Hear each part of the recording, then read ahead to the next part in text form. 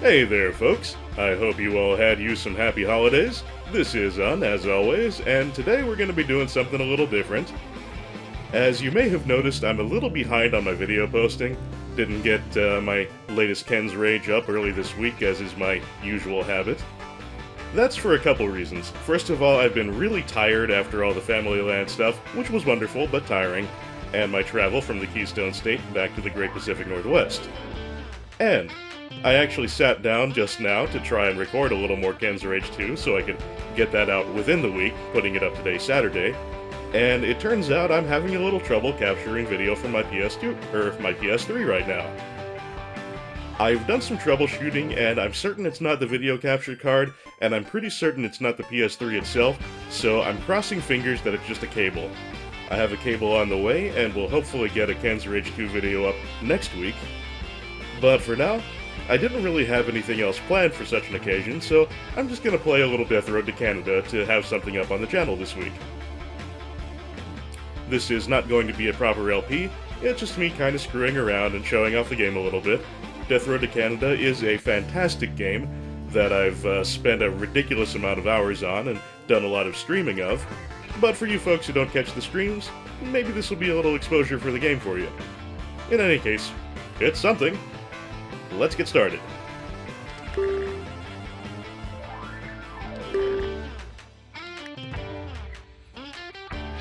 Alright, we have various game modes here. There's the normal mode, which I've won 3 times. Familiar characters, which prioritizes your custom characters joining the party. Rare characters, which prioritizes rare stock characters joining your party. There's the short trip, which is just a short road trip. Long winding road, which is of course a longer road trip. Deadlier road mode, which is the first of the higher difficulties. Then we've got familiar and rare extreme, which is high difficulty with familiar or rare characters, which I've won once apiece. And the latest one that I have not yet been able to do, marathon mode. Marathon mode is high difficulty and extremely long. As you can see, it takes 30 driving days to get to Canada, rather than the usual 15. The zombie amount starts off 50% higher than normal, which is bad enough, and eventually goes to double, which is sick. Now we have a randomly created character here, and you can generate as many rare characters as you want. But I'm going to use some of my custom characters this time out.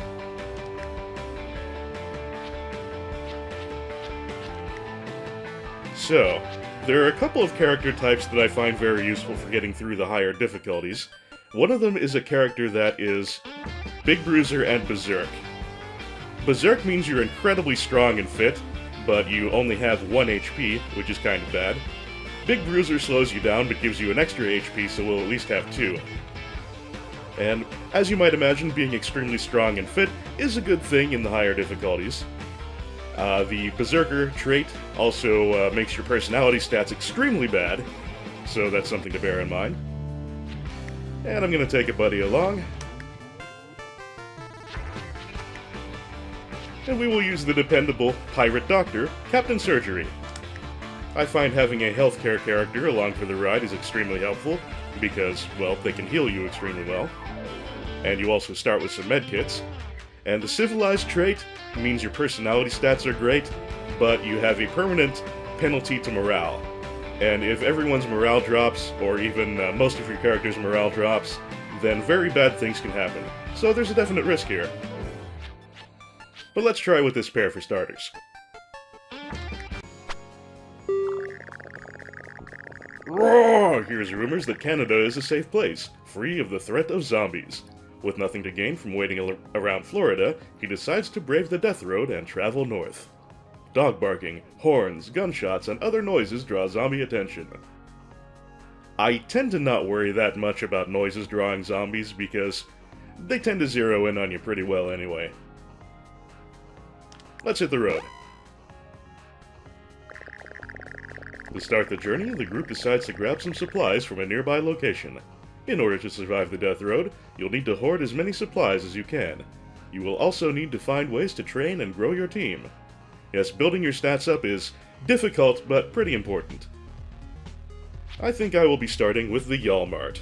which of course is a parody of Walmart, and in my experience, one of the better places to start off your game. We're just going to be scavenging a bit here. The group spots an abandoned Walmart off in the distance. It looks like it's been looted, but maybe there's some untouched loot inside. The zombie forecast is mild swarm size, so not very many zombies. Aggression sluggish, so they're not going to zero in on me too much. Oh, one other thing I should mention is that being very strong and fit with the Berserk stat means that you can throw around pretty heavy objects. And throwing furniture and appliances and things like that are pretty potent. The only thing we start off with in terms of equipment is a flashlight. Since it is daytime, we're not going to need that. And you have a random weapon to start with from a pool of minor weapons. In this case, Captain Surgery has started off with a knitting needle, which is pretty terrible. Oh, one other thing I should mention about Big Bruiser is that they start with a boxing ability, which means you can do halfway decent unarmed attacks. So not starting off with a weapon for RAW is not the worst thing in the world. We'll still want to get him something better as soon as we can, though.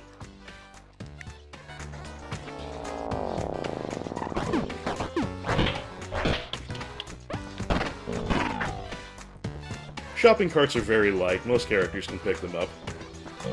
Rarg is capable of much deadlier things.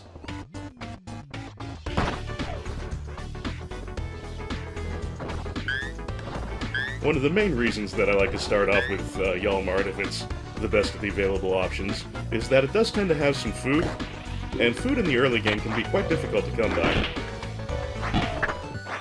You also don't start with very much of it at all. Toilets often contain gas. Teehee, I see what you did there, game.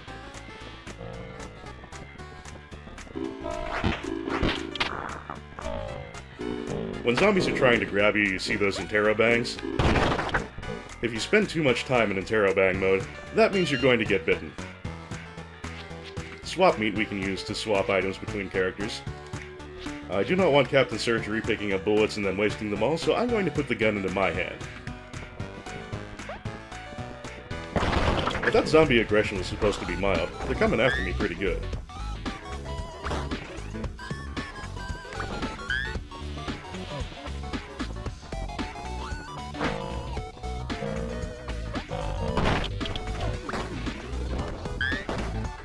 Some medical and some food, both very valuable things, as is gasoline. If you run out of gas, the game's not over, but you do have to walk along the road for a while, which means you're not going to be making very good time travel-wise. And also, the random events that can take... Oh, damn it. Now I'm down to 1 HP for my Berserker. This is not a good start.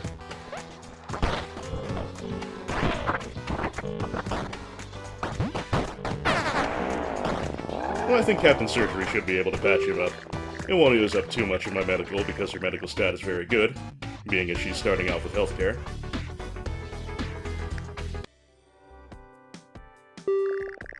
The campground that the group sets up smells terrible. The source of the smell is a complete mystery. Well, we could drive off with no sleep, but that will make everyone tired, which is not like a game killer or anything like that, but it's not a good situation to be in. I think we'll endure the smell, which will probably drop morale a bit, which is kind of bad for Captain Surgery, who has a permanent morale penalty and is not very happy right now. But it seems like the less painful option. The group endures the smell zone all night, until passing out. They are not happy in the morning, but they were at least able to sleep. And Captain Surgery's morale is now bottomed out. Oh, well, they ate some food, and now her morale is a little bit better. So, could be worse. You do have to regularly consume food from time to time, and if you run out of food, that's not a health killer or a game over or anything like that, but it causes morale to drop precipitously, and again, if everyone is really upset, very bad things can happen.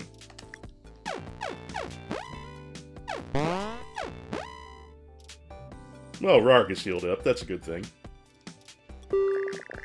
The group tries to rest in a house, but is ambushed by a giant spider. Well, maybe it's a normal spider, but it's gross looking. The spider is rapidly draining the group's morale. Now, if we had a dog in the party here, we could just make the dog eat the spider, which is very effective. I don't actually remember what the relative effects of Smush Spider and Run and Disgust are. I remember a fair number of the random events in this game fairly well, but this is one that I don't really remember the consequences of too well. I think I'm going to Run in Disgust. The group runs out of that house. The spider continues slowly walking on the walls in a creepy, disgusting manner. Lost a little morale, could be worse. If that comes up again, maybe I'll try Smush Spider and see how it goes. The group spots an infested city from the road. Scouting it from afar, the group has to decide whether to fight under the noon sun for supplies. The zombie situation is not too bad, and it's daytime again, so we don't have to prepare in any special way. The office building, in my experience, does tend to have a little food, but by and large it's not very productive in terms of lootables, so I'm going to go to the camp supply shop. We're going to put this gun away for now. I like to save guns for really important and dangerous events, and we only have 3 bullets for it anyway. And Captain Surgery, I think, broke her knitting needle. Some weapons in this are destructible, some are not. So she's got nothing right now, so I'm going to want to get something into her hands as soon as humanly possible. As I mentioned, big bruisers have the boxing attack, which means they can do a little damage barehandedly. Characters that don't have any special fighting abilities can punch zombies to just ward them off a little bit, but they do no damage.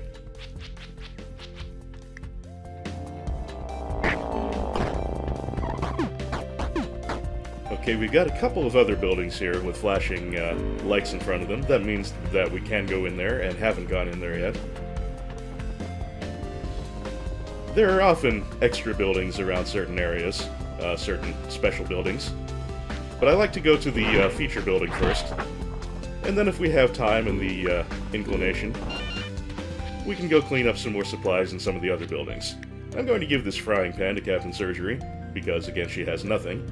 The frying pan is not an especially great weapon, but at least it does some damage, and on the bright side it is unbreakable. Ooh, hatchet, that's a good weapon. Machete's a good weapon too. The machete does good damage. The rusty version is breakable, so I don't want to make too much use of that right now. There's a sturdy machete, which is same damage, or possibly better damage, I'm not positive, and not breakable. So if we find a sturdy machete, I will be very happy indeed. But I will hang on to the rusty one for now. For the immediate, though, I'm going to use the hatchet, which is a middling weapon.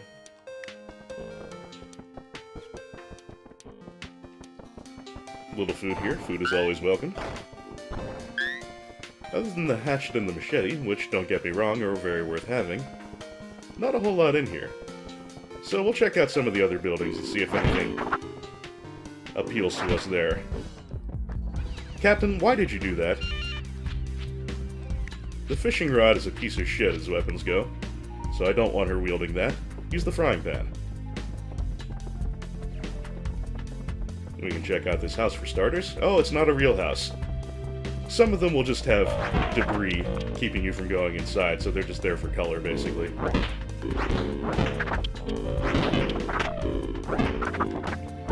God, Captain. Don't get yourself in trouble there.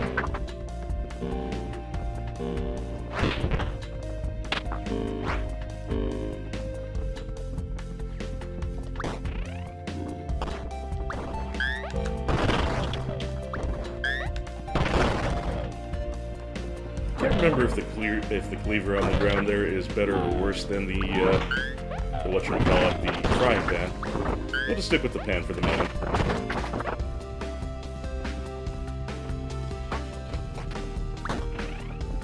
If I remember my perk and trait combinations correctly, healthcare and civilized means that Dr. Surgery starts out with very poor physical stats. So we're going to want to keep her with light weapons. Otherwise she's going to get too tired swinging a heavy weapon, even though it may be more effective for a short time. Zombies that are just milling around slowly, that means they're not aggressive. Not yet, anyway. As day progresses to evening and to night, zombies do get more aggressive. Okay, we've cleaned out that building. You can, by the way, close doors against zombies, but they will eventually break through. All it really does is slow them down a bit.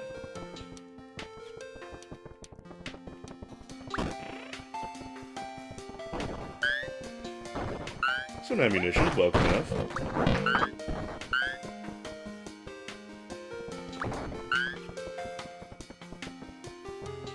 Oh, hey, a revolver. I'm going to get rid of the fishing pole and take that along. The revolver holds less ammunition in a clip than the regular gun, but it does more damage.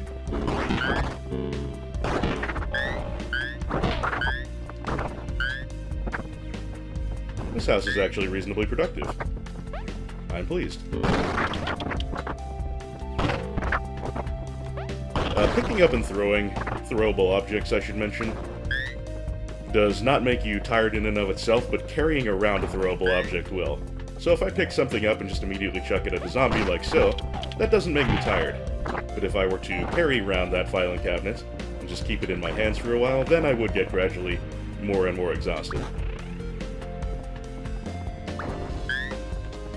The effect of being tired, by the way, I'm not sure if that kitchen knife is any better or worse than the frying pan. The lesser weapons all kind of blend together in my head. What was I saying? Oh yes, being tired. It means you swing your weapon very slowly, and you also do less damage. So it's a bad situation to be in. But I think we've done all we can here. Let's hop in the ride, and continue along the death road to Canada. We got some good food there, some decent gas, a bunch of medical, lots of ammo. Yeah, overall that was a pretty good looting expedition.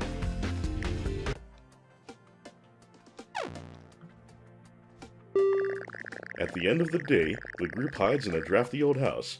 Some zombies roam around outside, and the doors of the house are barely on their hinges. Should someone barricade the house? I believe this is a mechanical check. Checks your mechanical stat, and if you have a decent mechanical stat and you get a good roll, because there is a random factor, then you'll be able to barricade the house successfully. As a civilized person, I think the good captain does start out with a pretty decent mechanical stat, so we'll let her give it a try. Captain Surgery barricades the flimsy house. She quickly reinforces problem spots. They now seem very secure. Excellent. And successfully performing tasks often increases the relevant stat, so her mechanical ability got a little better too. That also made her happier. That sort of neutral face, that is the best morale that a civilized character can ever get. That's where they max out. So, we got some gas here for discovering the used car lot. Untouched by time, or at least not touched by looters. We got some gas out of that, and there are a few working cars, so we can switch to another car here. I think I'm going to take the tiny car. It takes damage easily. Your car, by running over zombies and just general wear and tear, gradually does get damaged. And the tiny car, it breaks, I think, the second easiest of any car type. But it has very good gas mileage, and I tend to find that a little more important, because running out of gas and having to proceed on foot is bad. The SUV is a gas guzzler, and is very durable. You don't want to take it off any jumps, though. The big van is extremely durable, but it just sucks up gas like nobody's business. So yeah, I think the tiny car is going to be my pick here. We could also keep our current car, which is average in all respects. But I'm going to go for the good gas mileage. The group gets a new used car. Smaller cars have good gas mileage. They're also fragile. Don't crash them into anything. Generally speaking, any vehicle is not a good idea to crash into things with, but especially true of the tiny car.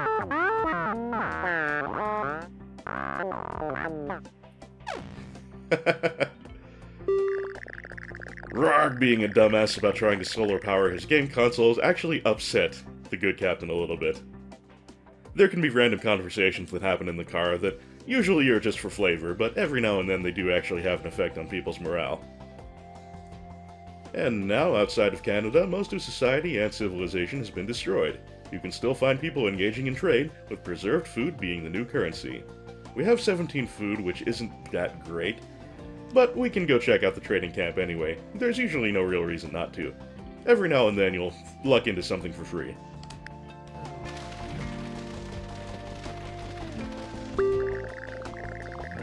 This gentleman has an SUV, so he's really sucking down the gas. He's willing to trade some food for it. And we have so much gas that I think I'm actually going to do that. Actually, though, 50 for 2 cans of food isn't a great deal. I'm just gonna leave him be for now.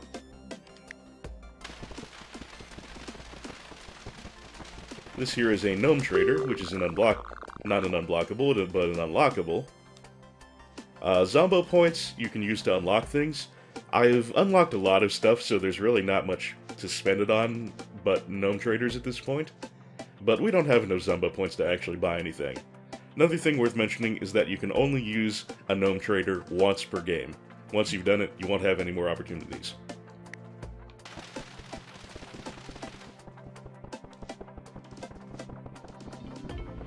Hey, free food! There you go, like I mentioned, occasionally you will find free things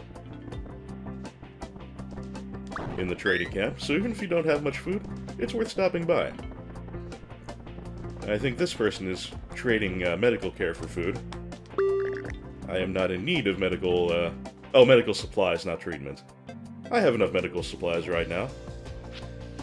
Since Rog is very immoral, thanks to his low personality stats, he can try and rob people. However, people with good personality stats find that offensive, so it would drop Captain Surgery's morale.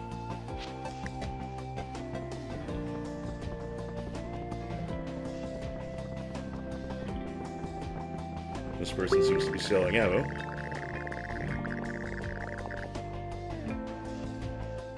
I don't think we need ammo that desperately right now.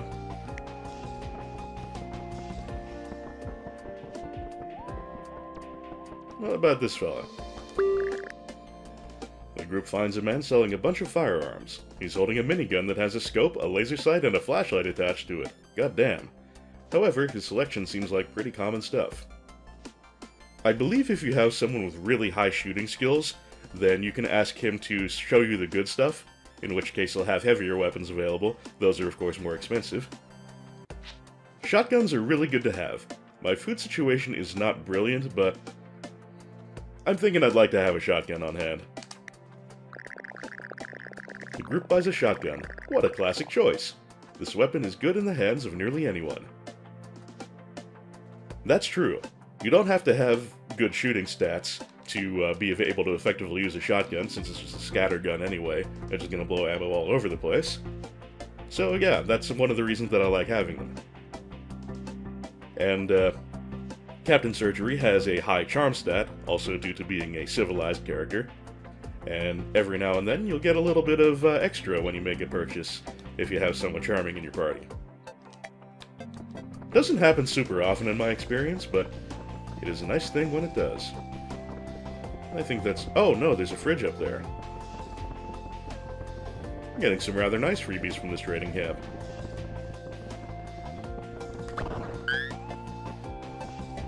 That helps make up for a little of the food that we just spent.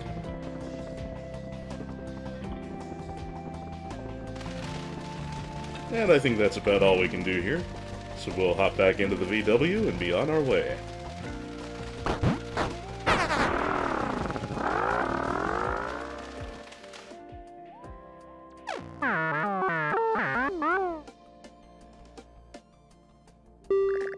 The group finds a new person, Willem. He is alone and wants to join the team. Willem claims to be experienced in medical matters. He talks about his long career in healthcare. Captain Surgery, I think because she has high medical stats, can tell that he has good medical abilities, and that's why we see that in him. Not entirely positive of that, but I think that's how it works. We already have a solid medic, though, and I will have rare or familiar characters join if they should happen to pop up in my travels. But random characters like this, I'm just gonna leave him behind for now. If I get into a situation where I'm desperate for party members, then maybe I'll take some randoms. The car gets stuck in the ditch near a crappy dirt road. The group is close to getting the car out when a roaming horde draws near. Now they must distract the zombies from getting too close. Siege alert! There's no escape! There are regular sieges over the course of this game, and how those work is there is a never-ending flood of zombies until you stay there for a certain length of time. After you've been there for the required amount of time, zombies stop spawning, and you'll be able to leave. This siege is 0.7 hours, which is quite short.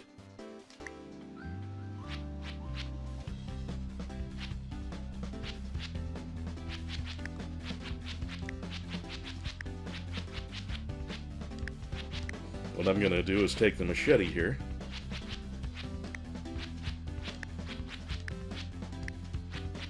I'll give the captain the hatchet. We'll make sure she uses that by taking other stuff out of her inventory. We don't have a lot of shotgun ammo, so I'm not going to take that. Hopefully I won't need to use it, but I'm going to take the revolver along. I am a little rusty at this game. Hopefully this will work out. I may not be making good life choices here.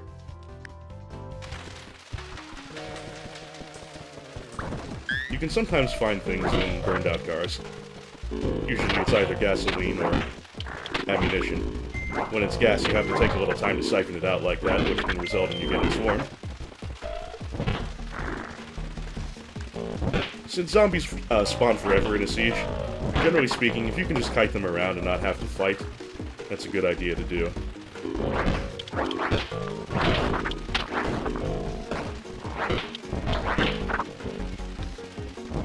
The sweat drops coming off of the captain, that means she's tired. So she doesn't have good weapon swinging right now, and she's also... I'm gone.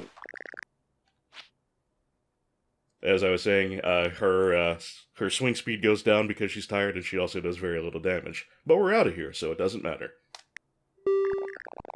I got a little messy, but I managed to not take any damage.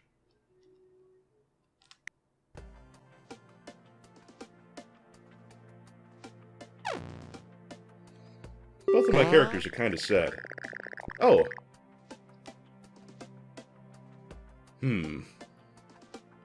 Yeah, they're still kind of sad. I was thinking they were going to get a morale boost there right away, but I forgot how this works. Whenever you complete a siege, or an area escape, which is something we may see later, you get to improve something.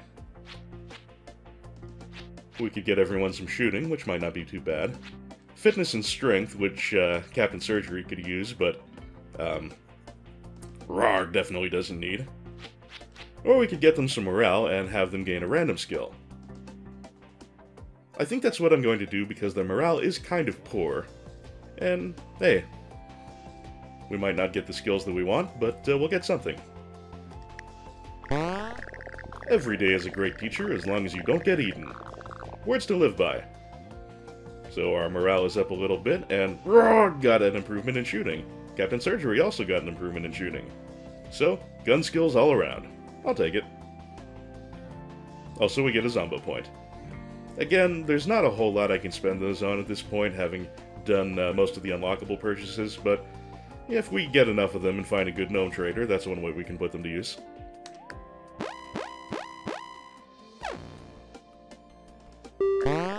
The group camps out on a big field. The group eats a decent meal. They find a row of cans sitting on a wooden fence. We can shoot the precious antique cans and get some stats for it, in the shooting category, of course. But the owner of the precious antique cans will be very upset with us.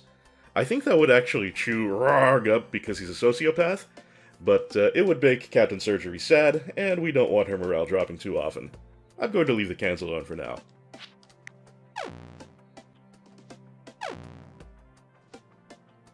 Food is starting to creep down. Oh, a big grocery store. Alright, always be looting is a common event in which you can choose a place to go searching for supplies. If it's in red like that, that means the zombie presence there is going to be quite high. I usually try to avoid those unless there's something there I really need. We can always drive around more and get other options, but that does suck up a decent amount of gas. And the big grocery store is a good source, of course, for food, which is something I rather need right now. So big grocery store it is. I think that'll be a Y'all-Mart. Group spots a big grocery store. Many zombies roam inside, guarding shelves and storage rooms. Zombie swarm isn't actually all that bad. And this should just be one big building to search, so the fact that it's late afternoon, I still don't think I really need to take along a flashlight. I'm gonna put the gun away for now. I think the hatchet is better than the tire iron, so I'm going to take the latter out of her inventory. Kind of gaming NPC behavior is a very handy thing. Also, she's not strictly an NPC, I should mention, or an AI character. We can take over direct control of other people at the party. Alright, let's get this thing on the road. Well, not on the road, I'm coming off the road.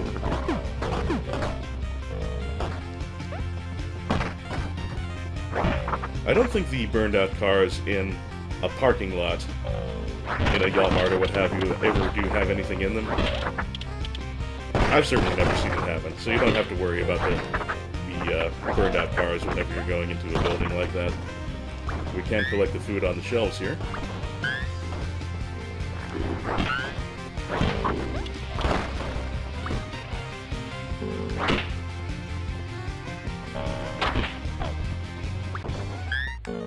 No, I don't want the kitchen knife.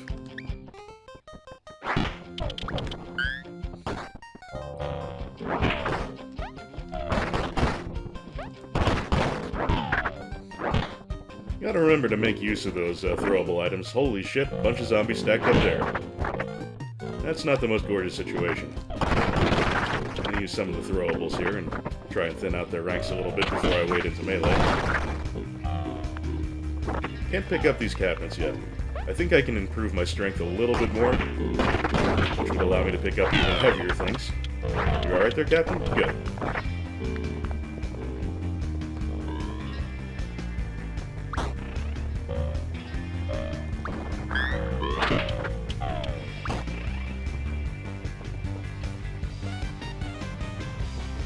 Toilets do seem to have rather unimpressive loot, most of the time, but every little bit helps. And also, if you open enough toilets, you will eventually attract the attention of the toilet genie. Yes, the toilet genie. And he has some good benefits to give you. One thing the toilet genie can give you, for example, is an improvement to your max HP. Which would be really nice right about now, because, Rar got himself hurt again. Or I got him hurt, to be more fair with myself, more honest with myself. So, one more hit and he dies. You would not think a strong, fit sociopath would be quite so delicate, but that's how this game works. And we'll pick up that loose food, and there's one more room to check out, and so we shall.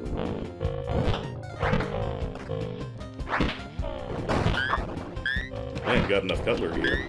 Lots of food, though. I'm glad I checked this room out. Sometimes for the sake of expediency, I'll just pass up a side room. But it's generally good to be thorough if you have the time and the resources for it.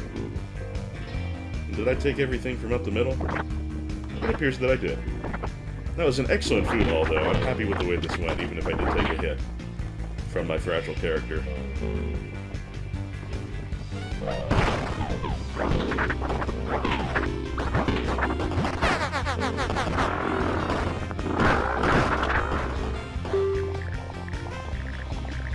20 food, yeah, that's a really good haul for one location. We're still doing quite well on gas, too. The RNG has not been particularly hateful. And Rarg is happy to know that if he ties a string around his finger, it'll turn purple. That made him happy. So, Salad. A familiar face indeed. She was found trying to pull open a door that had push on it. Yeah, that's our Salad. She is a resilient type, which means she has an extra hit point, and she's mega buff, which of course means she's rather strong. However, this trait and perk combination means she is extremely stupid, which kind of explains the trying to pull open a door that said push on it. So, she's not going to be making any wits checks. But it's always good to have a solid fighter along, so we'll take Salad. And I mean, it's Salad, how are we not gonna? Yep, Salad's wits, maximally terrible. Oh, the group loots a dentist office, finding some leftover medical supplies and many technically edible tubes of toothpaste. Captain Surgery goes to the waiting room and grabs a magazine from their sparse selection. Okay, We automatically get a little bit of food here for the toothpaste, disgusting as that may be. We have our choices of 3 magazines. Large for the Sensitive Soul, I believe, is a morale boost. Celebs News, I think, is bad. I don't remember what it does, but I think you just kind of feel disgusted for reading a gossip magazine. Might be morale. Questionable Science, I believe, improves some of your personality or skill stats, but it also makes you a little unhappy because the things that are predicted for the future are not going to come true. Let's go with that one. Captain Surgery feels pessimistic about the magazine's prediction of flying hover cars in a few years, now that civilization is more or less destroyed. It was still a pretty entertaining magazine. Well, we got a little bit of medical for that. But it did decrease one of Captain Surgery's permanent stats. Her attitude is now a little bit worse, which is not a great trade-off. I thought it was a little bit of a morale drop, but something a little more consequential. However, her attitude is still very good, so whatever. You see that little bit of blue on Salad's heart meter there? That indicates her extra HP beyond the usual maximum. The group finds an abandoned campground with a fire pit. Salad even finds an old, somewhat stale, extra-large pack of marshmallows. We have 2 choices here. We can eat the marshmallows, which will fill us up and get us a little extra food besides. Or we can tell stories. Telling stories means people open up about themselves, and you learn more about their stats that haven't been revealed. You don't know everyone's stats right off the bat, I should mention. However, telling stories, I believe, will keep everyone up all night and everyone will be tired, and that's no good. So I pretty much always take the marshmallows here. The group sets up camp, then eats a huge bag of marshmallows instead of eating dinner. There's even some left over. So because of all the marshmallows, we didn't have to actually eat and lose 4 food here. Actually 6 food now that I have a third party member. And we get a little more. Let's move along.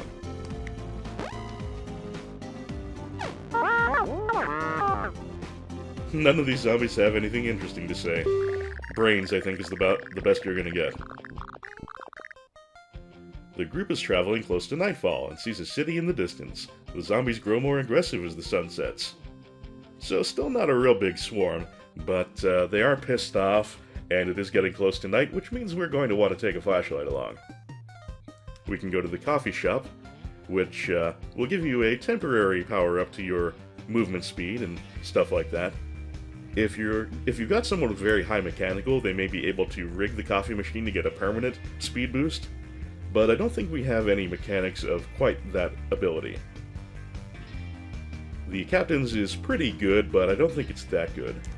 The apartment with bark banner means there's a dog to rescue. Dogs can be useful. They have 2 HP instead of 3, and they can't use melee weapons too well, as you might expect.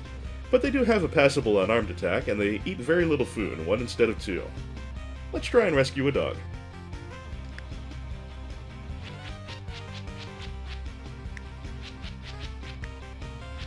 We should take a look at our stats.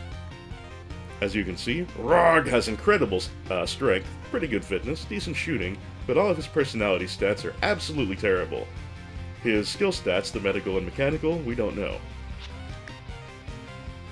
And here is Captain Surgery with very good personality stats. She had real good, she had as good as she's gonna get in everything except, or in everything, but I dropped her attitude a little bit through that event. Her medical starts out quite good because, of course, she took the healthcare perk. We can actually improve that a little more, and if we max out her medical, that means we can actually heal without using medkits. So that's something I'm going to want to do if I get the opportunity.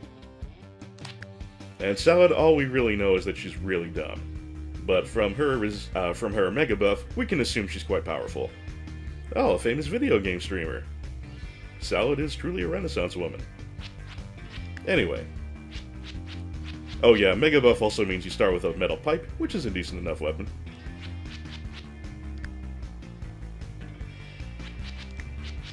I'm just going to put the flashlight in our Berserk Man's inventory here. If you have it in your active hand, that means you get lots of light, especially directly in front of you, but if it's in your inventory at all, you get some light. So I'm going to leave it at that for now. Let's see if we can rescue ourselves a dog.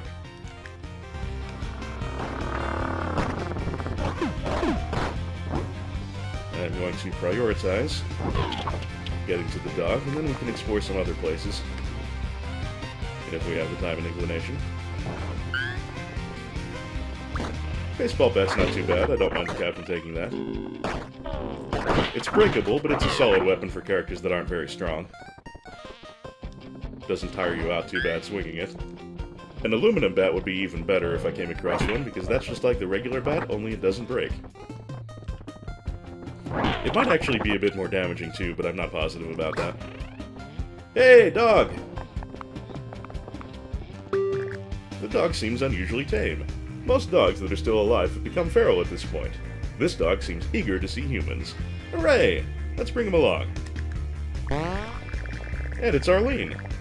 Oh, pardon me, well, let's bring her along. She could be useful if you can get her out of here alive, or a handy distraction if you can't.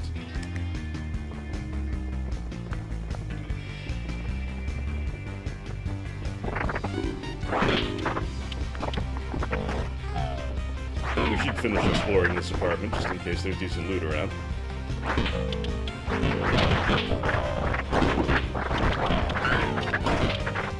Oh yeah, I shouldn't be forgetting about throwable objects. I've been kind of light on my use of those. A lot of times I don't play a character that's strong enough to make good use of thrown objects, so it's something I can forget about kind of easily.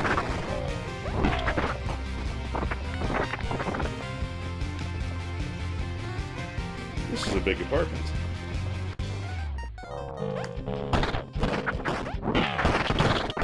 Yeah, throw that bed.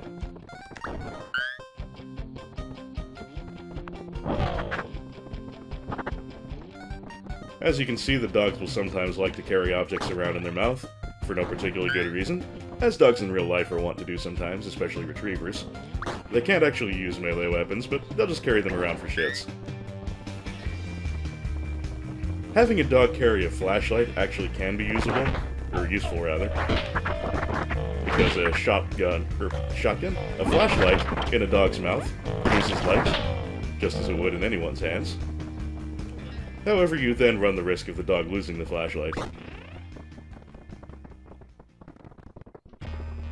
The music changes at 9 o'clock to indicate that it is now the dead of night, and the zombies are likely to get very pissy. So I think I'm going to finish exploring this building, and then we'll get out of here. We got what we came for.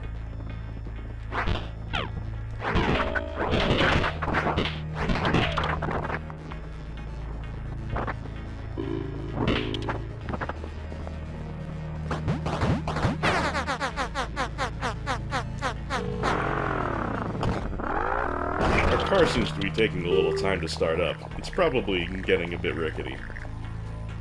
Man, have we got a lot of medical supplies. Pardon me, gonna take a little drink here. There we go.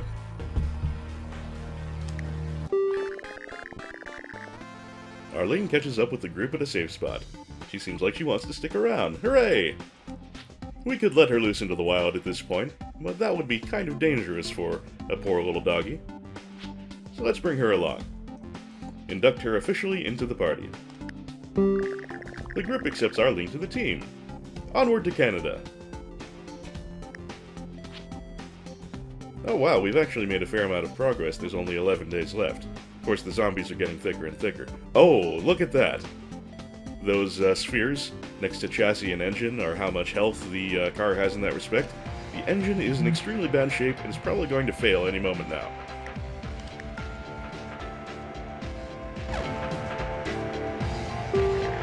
It's just another day on the death road when someone farts in the car. Drama and mystery consume the team. Pick someone to blame. Well, we could have Rock tell everyone to cool it.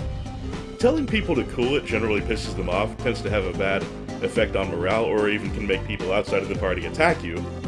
But if you tell enough people to cool it, you'll eventually get a supercharged cool it, which has positive effects. So I could charge up my cool it here, but I'm not going to do that. We could blame it on Salad or Arlene, which would decrease their morale. But Captain Surgery can solve the mystery, and if she successfully does so, that means we'll come out of this without any losses.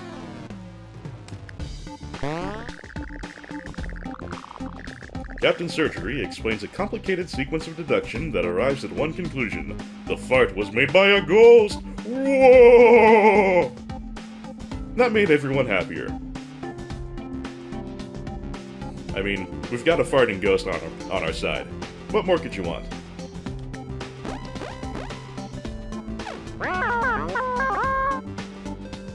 Oh, salad.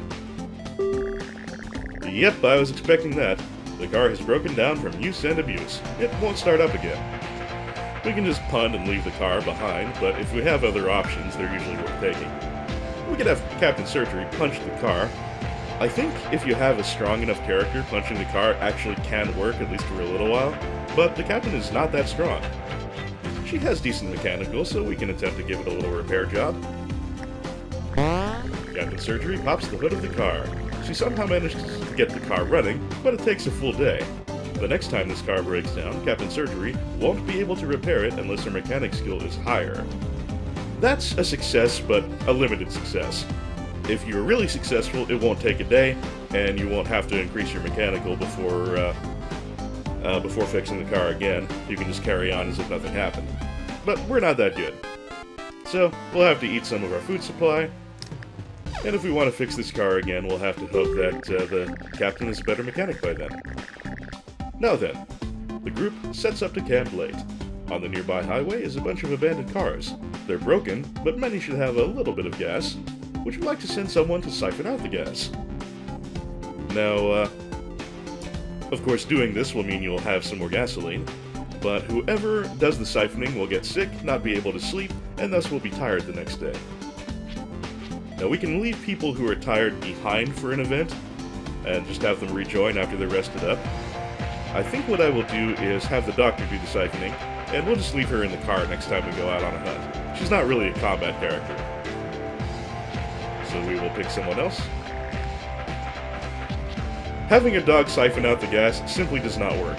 They'll just fail, unsurprisingly, and you'll go on with your life. So yeah, we're gonna have Captain Surgery do it. Captain Surgery siphons the gas, but accidentally swallows a bit and gets really, really sick that night instead of sleeping. Oh, it also decreased her morale a little. However, we then had to eat, which means she got a little morale back.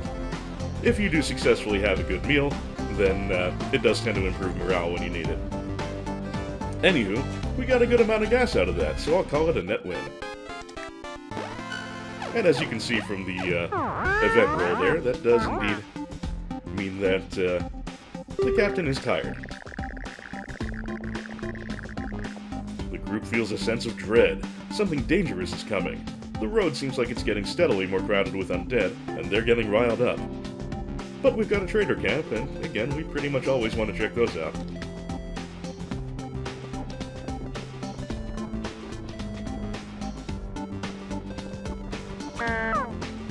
Hey, an egg. That is actually a weapon, believe it or not. It doesn't actually do much in terms of direct throwing damage, but if you throw an egg, a chicken will hatch from it, and that chicken will fight for you for a little while. Nice green beard, dude. The group finds a twitchy man selling homemade bombs. He's wearing a bulky coat with lumps bulging out from underneath. So we could try and rob him. We could actually buy some pipe bombs. That would be very expensive in terms of food, and now that we have a full party, we're going through food kind of quickly, so I'm not going to spend that. We could tell him to cool it. This, I think, would not actually harm us in any way, but we would get kicked out of the trading camp. So what I think I'm going to do is finish my other business here, and then when we're ready to leave, we can tell him to cool it, charge up our cool it a little bit, and just get kicked out of camp, which we no longer care about. Yep, still not enough Zombo points to buy anything from a trader gnome.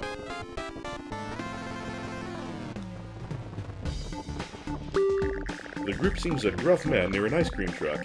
The words ice cream have been crossed off its sign, with shotgun shells written in it. Offers to sell 5 shotgun shells for every food item you give him. We have 23 food, and I think I am going to conserve it, because even 10 would be a pretty big chunk out of our reserves.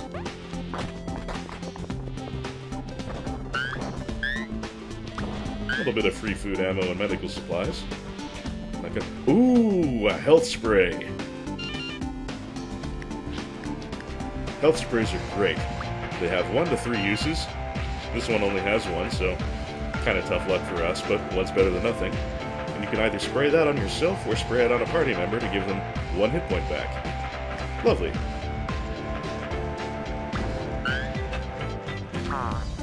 Woof, my friend. Woof. Now, I have no idea how they got the... Oh, hey, more free food. I have no idea how they got the van in here, but when you see a van inside a building, that means you can talk to it. And you can try and learn about surgery. For 6 food, we could have them train 1 person. 12 food, and they can train everyone. Or we can have Captain Surgery try and charm them. Charm, if you are unsuccessful, that means you've alienated that person and you're not going to be able to trade with them. But if you successfully charm, that means you'll get the training for free. So if we do that successfully, then the captain will have maxed out medical and thus be able to heal people without medkits. And we do want that. Oh, Captain Surgery accidentally just comes off as creepy, even by the standards of the Easy Medical College Creepy Murder Van Campus. The group is asked to leave. Oh well. It was worth a try. And our dog is carrying a cleaver for some reason. That seems unsafe. What about you? Crates contain a large amount of food and drink. She's looking for some weapons and is willing to trade food for them, and doesn't see anything that she wants. However, there's something we can sell sitting in the trunk. I suspect that is the revolver. But we want to keep our revolver anyway. So let's just tell the Greenbeard to cool it, and we'll be on our way. Cool it! Raw tells the pipe bomb guy to cool it. You cool it! You cool it! The mood gets pretty pretty tense with the guy selling explosives, so the group has to leave the trader camp.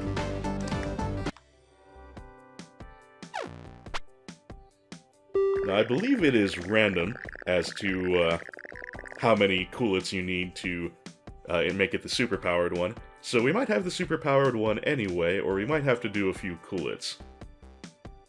Anyway, 5 bandits ambush the group while they are about to sneak into a zombie-infested house. The bandits speak in a half-whisper, afraid to attract undead attention. They say to hand them over some supplies or they'll yell. We could cough up the food, but I don't particularly want to do that. We could tell them to cool it, which is going to get us hurt. The bandits don't take kindly to that. So that's not the best option here anyway. That also shows that we don't have the supercharged version, because if we did have the supercharged version, the cool it would be flashing, and we would be able to use it to good effect. Since Raw has high strength and terrible personality stats, that means he can go on a rampage here, which I think will be effective. I think I'm probably going to do that. Or we can try and call their bluff, which I think has a random chance of working, but I'm not 100% sure. So, rampage time. With no warning and not a single word, Raw runs up to the nearest bandit and punches him in the face, knocking him out. Then Raw does the same thing to a second bandit before calming down. Everyone's stunned. The remaining 3 bandits decide they should quietly pick up their friends and leave. So, as with most stats, there's kind of a double-edged sword. The rampage is a benefit of having terrible personality stats and high strength, but that means we won't be terribly good at diplomacy when we're actually trying to do things that way. For now, though, it worked in our benefit, and it made Rar happy.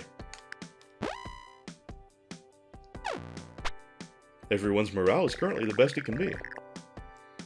And it is time to loot again. The crowded Yalmart, that means they're going to have lots of zombies, unfortunately. The mall rescue is crowded. Rescue means there's a potential party member there who we can rescue. But it's red, which means the zombies are going to be quite thick. How's our gas supply? Really good. So I'm going to see if we get any more options that are preferable. The group decides to burn some gas in hopes of finding more interesting places. They find some new locations. Sewer rescue. Sewers are very maze-like and I don't like them. So I think we're going to go to the rest stop. It's not extra crowded. The group finds a rest stop along the road. Some zombies mill around outside as if guarding something within. Moderate size, sluggish aggression, not bad. Since it's late morning, we can certainly put the flashlight away. I'll bring this along just to be safe. Is the captain still tired? Yes. So, Captain Surgery, you're gonna rest for this time. Now let's check out our equipment. I'll stick with the rusty machete on him. We'll take the egg out and bring that along. Salad the cleaver is not really a great choice for.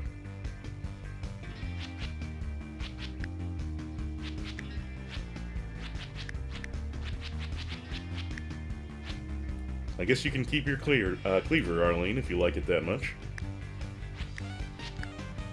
Yeah, I suppose this is good enough. I'll keep that spray on me just in case I take a little damage, since Raw doesn't have much HP maximum to spare.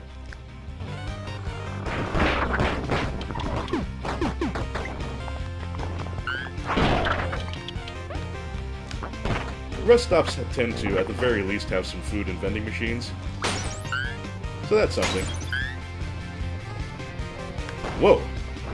This is a very busy and very well-equipped room in terms of loot. And it's got some benches to throw around.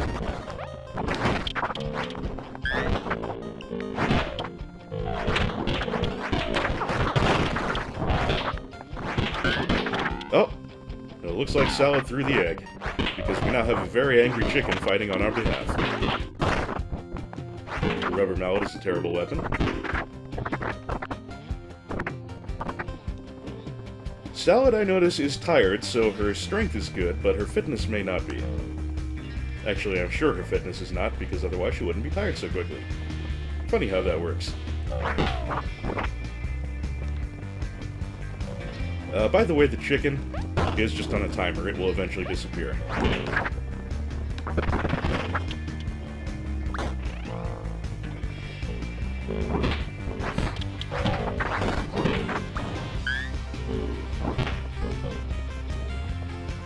Oh yeah. Raw is strong enough to rip out sinks, which is pretty cool. Well, looks like we've gotten everything there is to get here. We at least got some food. Not a lot of food, but again, every little bit helps. Looks like we've got a little bit of a pile-up outside. Nothing we can't handle, though. Salad, get in the car. Salad, thank you.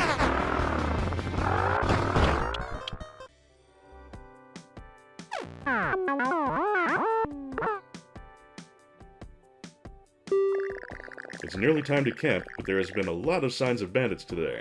Someone needs to be awake in case of an attack. Well, once again, probably the best person to have tired would be Captain Surgery, so we'll let her take care of the watch. Captain Surgery stands guard for the night. She manages to stay awake, but feels pretty bad in the morning. That hurt her morale a little bit, and she's gonna be tired again, but what can you do?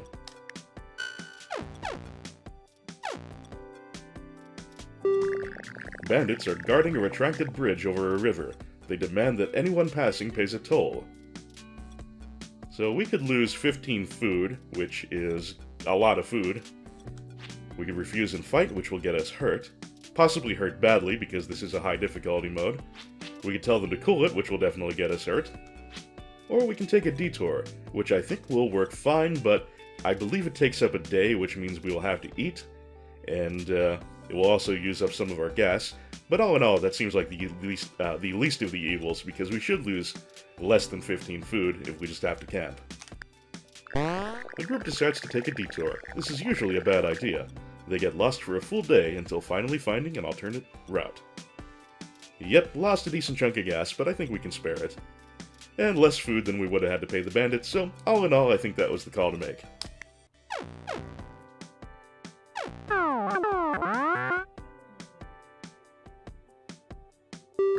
The group is driving down a long stretch of road. No threats on the horizon, but not much else of interest either. Unexpectedly, the group finds someone they can trade with. Another camp already.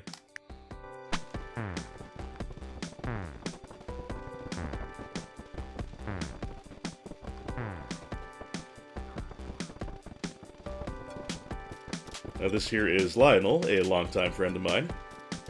We could recruit him to the party, but I kind of like the current party. We definitely don't want to get rid of the captain, I like having the dog along, and we don't want to get rid of Salad, so we'll just leave Lionel to his own devices for now. Okay, it's another SUV guy that needs food, or needs gas. However, we ran down the gas quite a bit taking that detour, so I don't think we're going to make a trade here. Trader Nome. Again, we don't have enough Zombo points. Another weapons trader.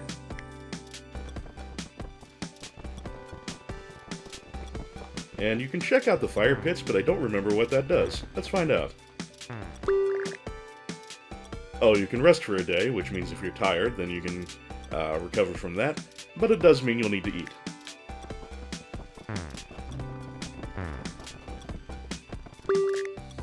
The group runs into someone selling extra rifle ammo. She says she's frugal with ammo, often killing multiple zombies in one shot. Well, we don't need rifle ammo that badly. We don't even have a rifle at this point. This trader is waving around a sturdy military flashlight.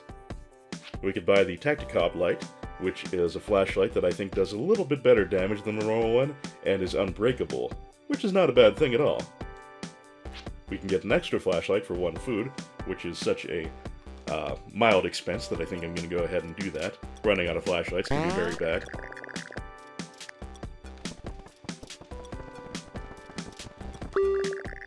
The group finds a woman surrounded by medical equipment. Offers to provide healthcare in exchange for food. We don't need any right now, so even having Captain Surgery use Charm is not going to benefit us at all. The gentleman by the mullet-gullet van is selling anime and anime accessories. He is doing his part to keep civilization together, one anime sale at a time. Only thing we can afford here is a Windstar, which is a reusable shuriken. Don't want to spend so much food on that, it's not that good. We could tell him to cool it and get kicked out, so when we're all done here, I think that's what I'll do. This old man is a strength trainer, which we might be able to charm. Old but fit man in matching gray sweatpants and sweatshirt.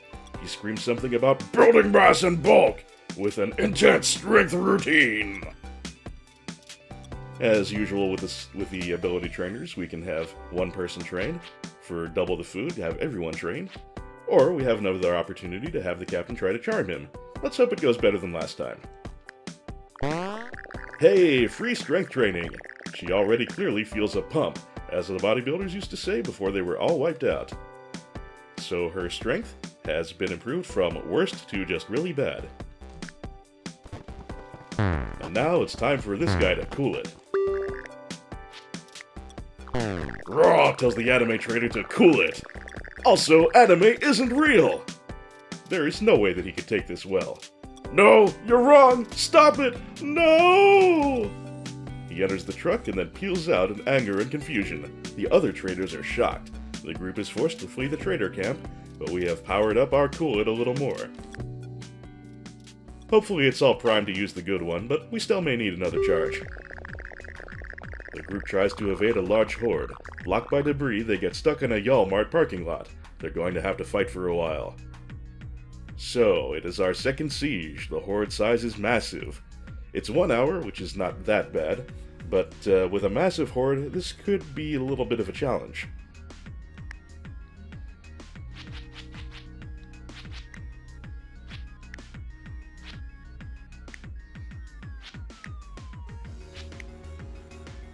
Okay. What shall we do here? We don't have as much shotgun ammo as I would like, but it still seems like a good idea to take along a decent weapon. The captain is not tired, but it doesn't matter because we can't leave someone in the car during a siege anyway. She will have to come along.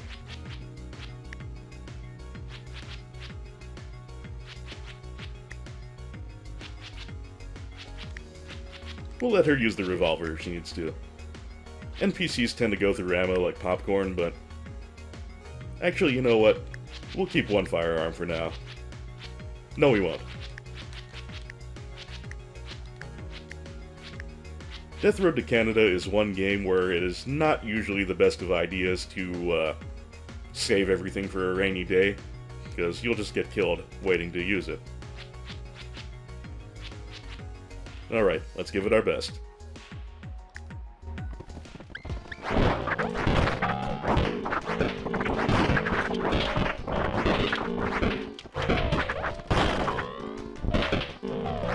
Oh, Salad is already tired.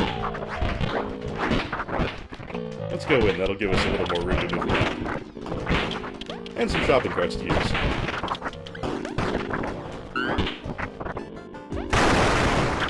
Oh yeah, whenever you're inside during a siege, zombies can drop in from the ceiling.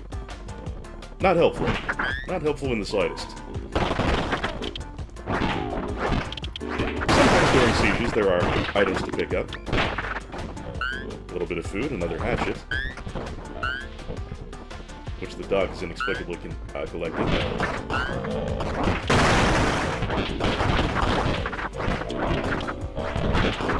Starting to get a little more... Go! Come on, team! Get out of there! Siege is over. Let's roll. Where's the dog? Oh, there he is. There she is, I should say. That got a little messy, but we did make it. Not going to use the health spray right now, because when we get out of here, the captain should be able to do a little healing.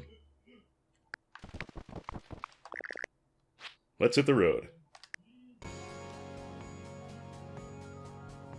Alright, there's our berserker, fully healed up. You did see correctly that the captain did use a medkit there. A maxed out healer will use medkits when they're available, but can just improvise if there are none. Anywho, we're inspired once again. We can do morale and 1 health healed, but we don't actually need that. I don't think we need the medical skills either, because the doctor is maxed out. Fitness for the dog would be kind of a waste, so it looks like going on the random and spinning the wheel is the best option here. Every day is a great teacher as long as you don't get eaten. So the captain got a little morale back. A little more mechanical for our berserker. Better shot for the captain. Salad got even stronger. And the dog has better mechanical skills, which is pretty worthless. Having a little trouble with my English, folks, pardon me.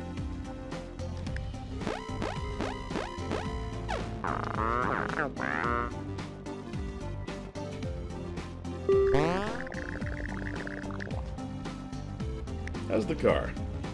Engine is starting to roll down again, and I don't believe the captain has improved her mechanical, so if the car breaks, we're just gonna have to leave it behind. Now here we could tell scary stories, which I think does something good for you, but it means everyone is going to be tired the next day. Or we can just go to sleep. I don't want a completely tired party. That's generally a bad situation to be in, so nappy time. Food is starting to get fairly tight.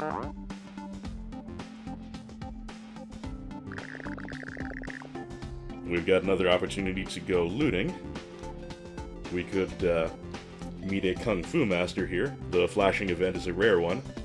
The Kung Fu Master can train someone in unarmed combat. That is not super valuable, especially since I have one character that can do that, and weapons are pretty much always better anyway. You cannot get him to join the party, I believe, so I'm going to leave that one alone. The Dead Arcade is not going to have much for us, but I don't think we really have gas to spare at this point. Yeah, we don't. So, the Dead Arcade at least shouldn't be super dangerous. The group finds a pretty big arcade full of now-silent video games. Maybe if you check, one of them will be gas or battery powered. That could happen. Well, good conditions. Small swarm, calm swarm.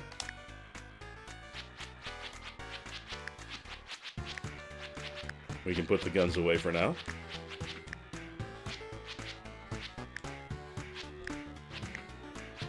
Okay, I'm content with what we've got for the loadout. Let's go play some VidCons. That's still a little too heavy to throw for Rarg, but he can throw around the air hockey table, so there's that.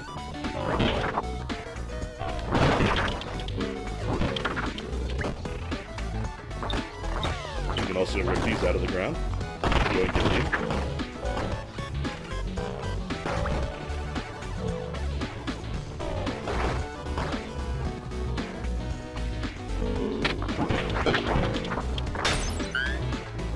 Food always welcome, especially when we need it as badly as we do now. Man, this is a big arcade. Is this like a GameWorks or something?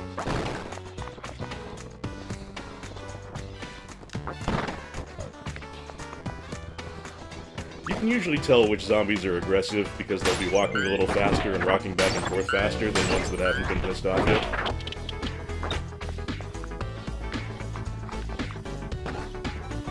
Now, if we play the VidCon here, your current active party member can play the game and get some shooting skills. Yes, it is a murder trainer. However, that does mean some time will pass. It's still fairly early in the day, so I think we can get away with it. Actually, what are the shooting skills like for our party? Rarg's is actually really good already. We don't know what anyone else's is like.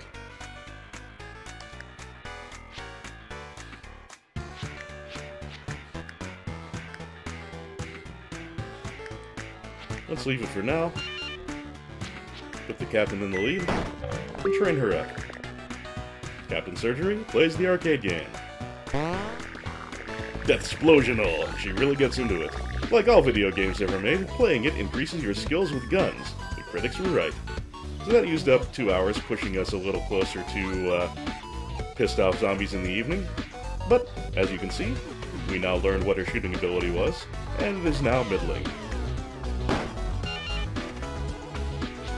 I'm gonna put Rarg back in charge. I like to have him lead because, as far as I know, AI-controlled party members never throw objects. And that sucks.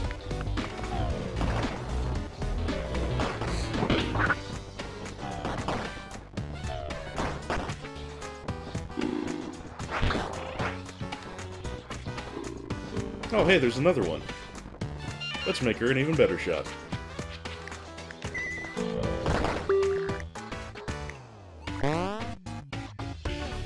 She's now a pretty decent shot. It's now creeping into the evening, though, so I will not want to spend too much more time here. It's getting a little dark here now. Oh, damn it. Pressed my luck a little too much there. Now, which way was out? Oh, by the way, you can see that Rarg is now bleeding. Zombies can follow a blood trail. This was not the way out. Also, that snap was, Captain Surgery breaking her bat. That's okay.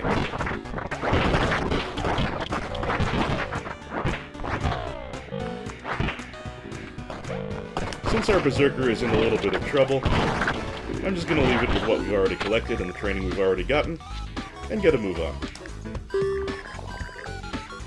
We got enough food for another camping, so not a bad haul. And the good captain sealed us up a bit.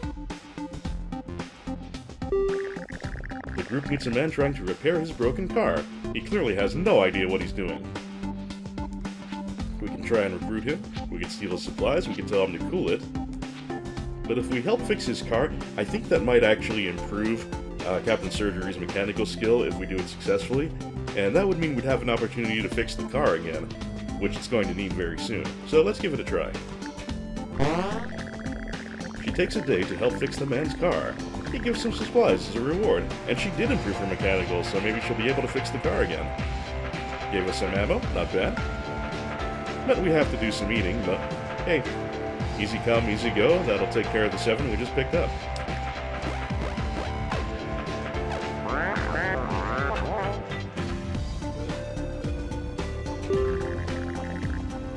And the car is now beat up. I don't think punching the dog, or not punching the dog certainly, but I don't think the dog punching the car is going to accomplish much. Captain, good luck. Oh, lost another day, and we got the same result. Oh well. We now only have 2 days worth of food, so hopefully we'll be able to pick up some more soon. A man in makeshift armor, made from athletic gear, is standing guard in the middle of a narrow wooden bridge on the road. He's wearing boxing gloves, staring forward at the car, silent as he blocks the way past. We can try and push him off the bridge. That, I think, is something that doesn't work that well. We just crash the car into him, which would be quite damaging to the car. We tell him to cool it, which is going to get us hurt, I believe. And Raw can fight him one-on-one. And he is just strong enough that I think he might be able to pull it off. Raw charges right at the sports gear armored man, tackles him at the waist, and tosses him over the bridge. Splash! Good job, Berserker.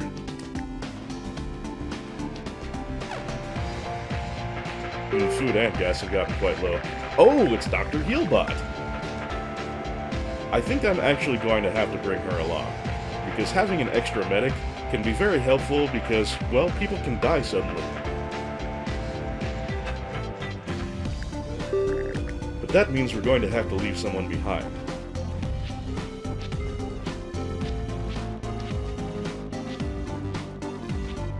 You know, Salad, I've enjoyed our time together, but you're a hell of a fighter.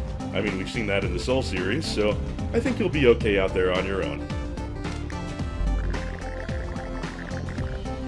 Dr. Healbot is a copy of Captain Surgery. Medical care, perk, and civilized, trait.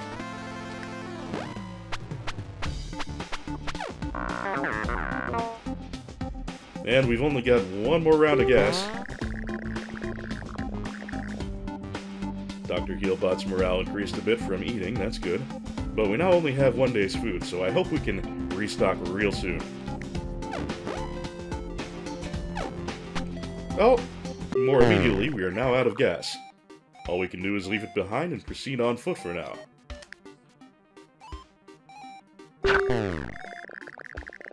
The group gets sandwiched by zombie hordes while on Cliffside Road. Without a car, the only way to escape was by jumping and hoping for the best. The fall was painful, but not fatal. So everyone's been hurt. Fortunately, we have lots of good medical supplies, and we should be able to get that healed up sooner than later. The group's attempt at camping is interrupted by a very angry bear. They are forced to abandon the camp with little sleep, and must make a panicked decision about what to grab first. Well, we could leave behind all of our food, all of our ammo, or all of our weapons, and all of those seem like really shitty options to me at this point in life. So let's see if our Berserker can just knock him the fuck out. Raw rushes to the bear, jumps up a good height, and then thumps it in the nose as hard as he can. Superman punch! The bear freaks out and runs. So we were able to sleep, but we have now eaten the last of our food, which means we're going to suffer a big morale penalty if we have to camp again before getting some more.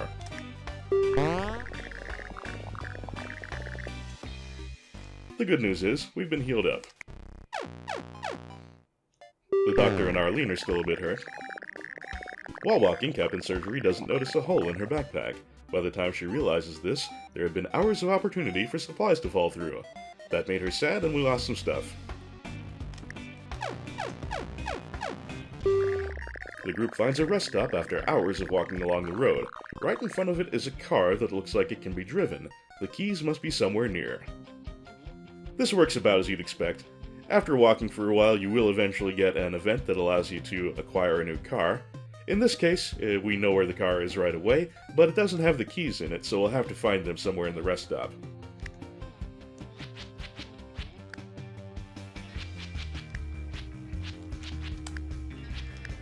I'm going to leave our injured doctor and dog in the car for now. Or leave them behind since we don't have a car. We're not leaving them behind permanently, I shouldn't put it that way. Loadout seems reasonable. I'm gonna take along the pipe just in case that machete breaks on me.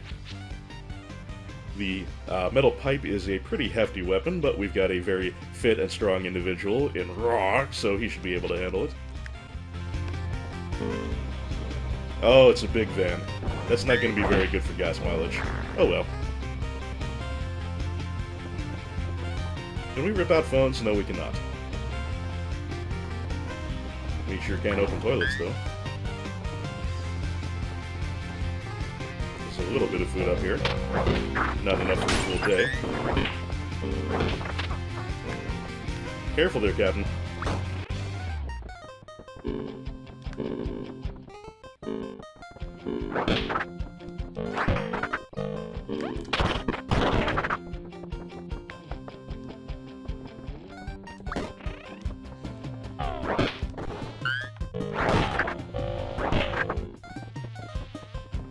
Where are those keys? A little food in the bathroom, which is weird. Keys in the bathroom. This is a productive bathroom. Still not enough food for a proper... Oh, hey, there's more food down there. This is a very food-rich dream. And hello, there's a katana there. That might be worth grabbing. If I can get at it without getting myself in too much trouble.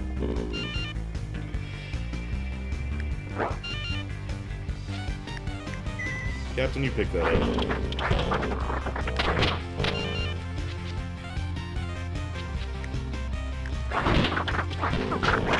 Oh shit! Got the captain hurt a little bit there. That is probably an otaku katana, which is a decent weapon for damage, but it breaks very easily. I'm saying it's probably an otaku katana because that's the most common kind. Well, we've got our car keys. We actually picked up an okay amount of food, which is very welcome. We're going to have a car with terrible mileage, though. Oh well. Hey, the keys fit perfectly. On we go.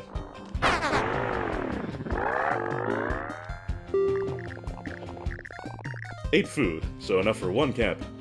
And 76 gas ain't gonna last very long in this vehicle, but, well, it beats walking still. Group sees a city in the distance with zombies crowding the streets. Getting back alive may be difficult. Well, we still need food, more than anything, so, grocery store it is.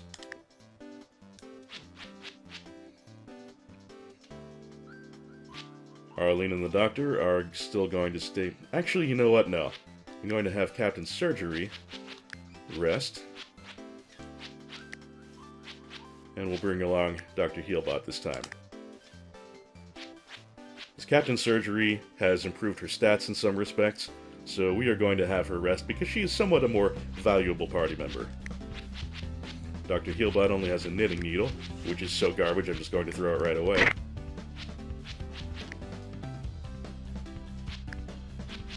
We'll have her bring along a tire iron.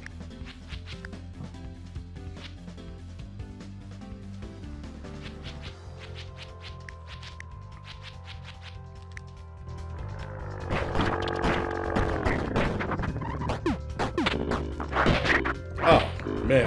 Straight out of the car and immediately injured. Well, we really need those groceries, so I'm going to try and loot those before I bail out.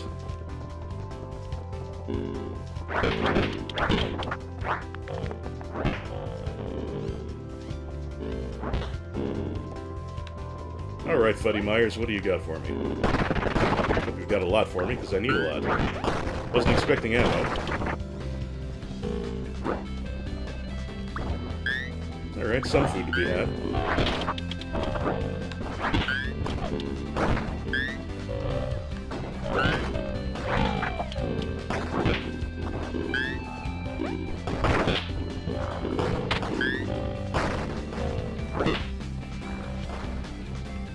And I think that's our lot.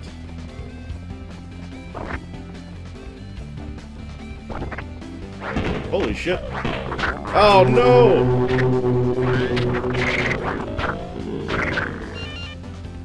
That's bad. Should've used that health spray. Forgot I had it. Should've used the health spray.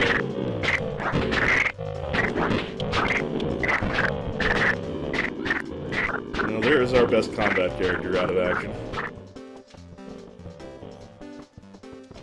Definitely time to get out of here. That, to be honest, is probably going to be a game killer. I am almost certainly not going to make it with a loss like that.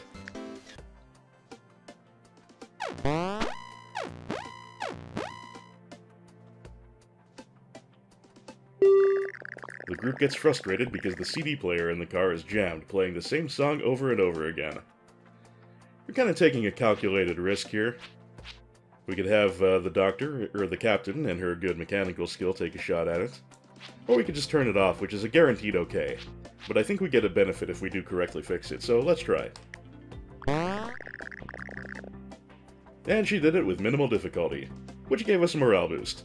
If we just turned it off, then we would be able to continue on, but we wouldn't get that morale boost. At least everybody's healthy now.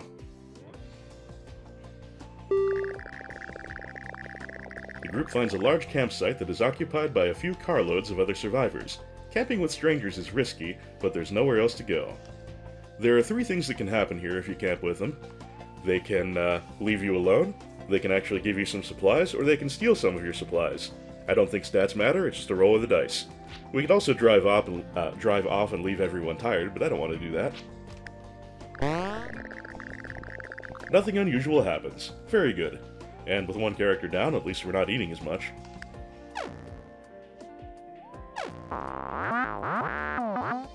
And we still don't have enough food for another meal. Alright, we can loot the bookstore or the sporting goods store, neither of which are usually all that great. And we don't have a lot of gas, so I sure don't want to drive around more. I think the sporting goods store has a somewhat better chance of things worth having. And we got lots of zombocoms.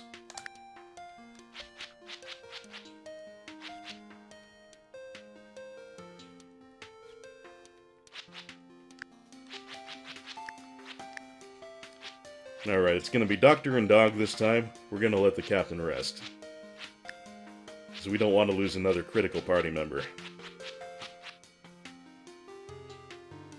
Oh, I forgot to see what time it was. Oh well.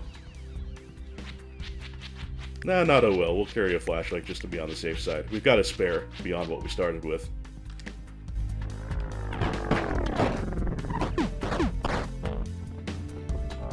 Oh hey, the sporting goods store is going to be another Yalmart. Sometimes they're smaller buildings.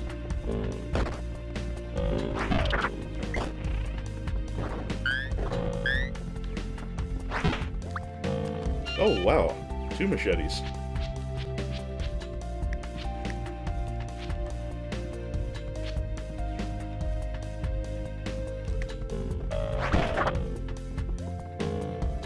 Don't mind having that rifle either.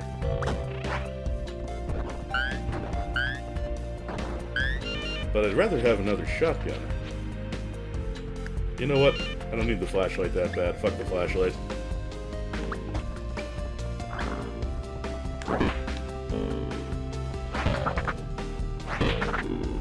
The airborne can be used to stun zombies, but it makes an incredibly unpleasant sound, and doesn't last for all that long.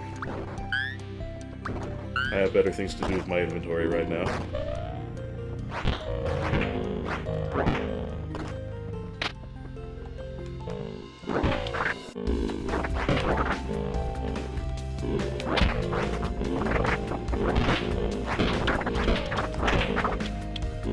Oh, weapons I should mention that are breakable do not gradually wear out. There's just a certain percentage chance of them breaking every time you swing them.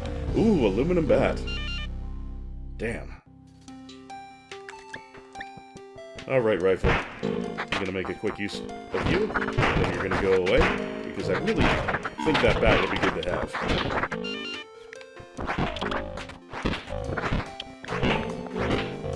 And it's a good weapon for a weak character. My god, there are so many machetes here. I now kind of wish I had brought the captain along. I wish I had brought the captain along, so that she could carry some more of that stuff out of here. You know what, the zombies are gonna stack up if I go in there. I don't want that right now.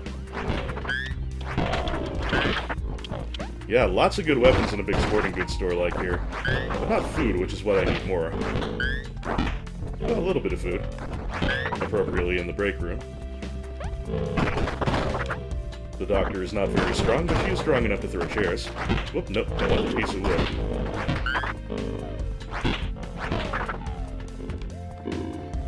Alright, we got a big crew of zombies wandering in, but if they're here in the room, that means they're not outside, so I can make a break for it.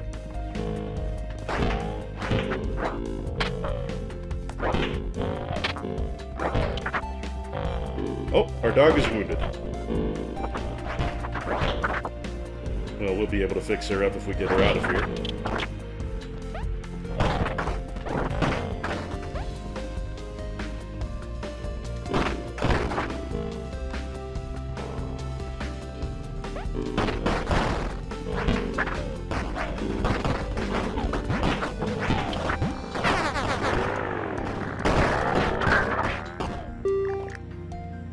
Okay, we got enough food to eat once at least. Tiny bit of gas, lots of ammo. Dog is healthy again. The group stumbles upon an abandoned roller skating rink. Inside is a woman zipping around on skates as a zombie lurches toward her. The zombie isn't gaining any ground. She does a little twirl and then splatters the zombie with a wrench, never stumbling as she resumes her skating. Well, I suppose we could take along a roller derby queen. Why not? Colton agrees to join as long as she's able to smash things to her heart's content. She is strong and fit, but not very well composed. Well, we needed another good combatant, so she'll do.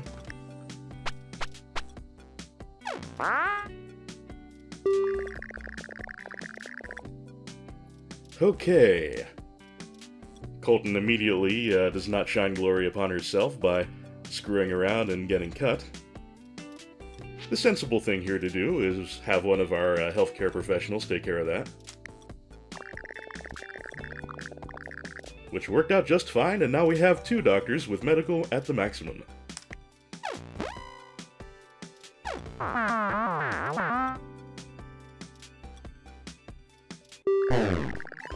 And that's it for the big van. Not the most gorgeous situation. The group spots a bakery van that is broken down on the side of the road.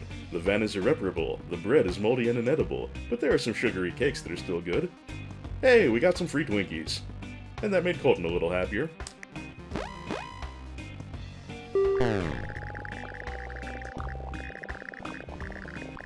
Oh shit. After an entire day of walking, the group finds a safe camping spot and is very hungry and has to eat an extra meal. Unfortunately, we did not have enough food for 2 meals. Therefore, everyone got a little bit sad. I don't think this is sad enough for things to take a disastrous turn. Hopefully I'm right. But being completely out of food, well, being mostly out of food... Oh, damn it. Okay, we now have 1 sad person and 2 incredibly sad people, which means a very undesirable event may be occurring soon. Fingers crossed. Okay, the dirt road stretches out into the distance, lots of wrecked cars, and a lot of zombies. At the end is 1 car that looks like it might start. So we have to make it from one end of the map to the other, where we will find a car waiting for us. Very thick zombie size, and they are quite pissed off, and it is near sunset. All in all, not the greatest situation in the world.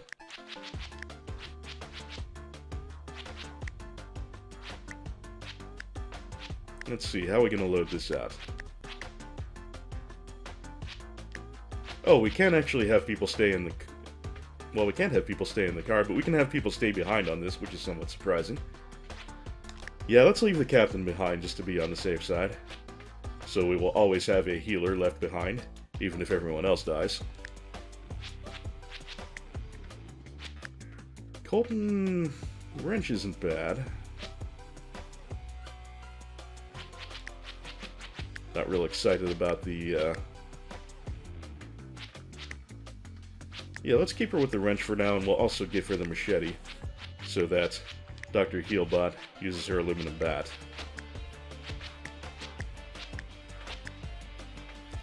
Good enough. Oh wait, I need a flashlight, it's getting late.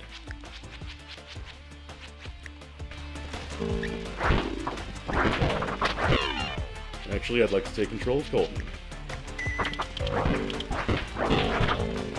She is fast. And I immediately get her hurt. But on the bright side, we can siphon some gas without any further mishap. More gas. So when we actually get that car, we'll have a decent amount of fuel for it.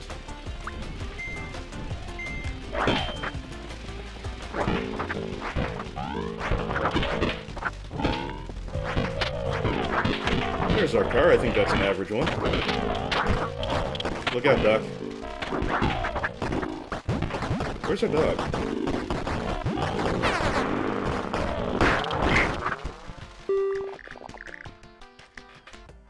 Okay, she did make it to the car. Glad for that.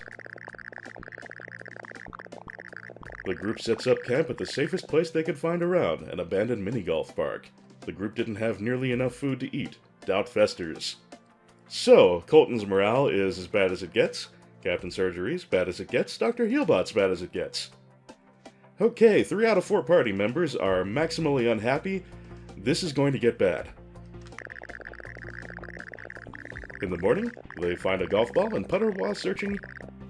They find a golf ball and putter while searching the area. The group decides to play a quick game. And that made Arlene a little bit happier. The healthcare folks are not appreciably happier, but at least Colton is not maximally unhappy anymore. I still think that's probably not enough morale for us to get out without the very unfortunate thing happening. But we can hope.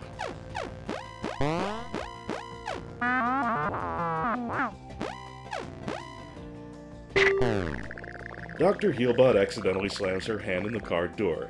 In anger, she gets out and kicks a tire, stubbing her toe. This makes her blow a gasket, so she loses health and a permanent hit to composure. An abandoned safe house. There's a little bit of ammo inside.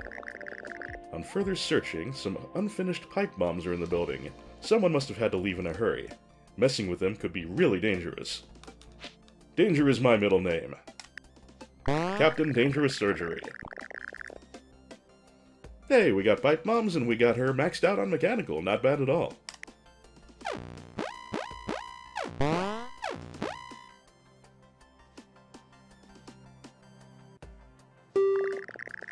Captain Surgery snaps and starts yelling insults at Arlene. Captain Surgery feels very slightly better about herself. So she's not maximally upset anymore, but Arlene, I mean, of course she's gonna be sad. Have you ever yelled at a dog? They get very upset. The group continues making progress along the death road. As long as one person remains alive, the dream of Canada lives on.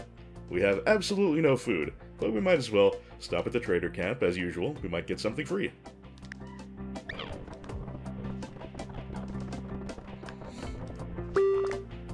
Not enough Zombo points for anything of value.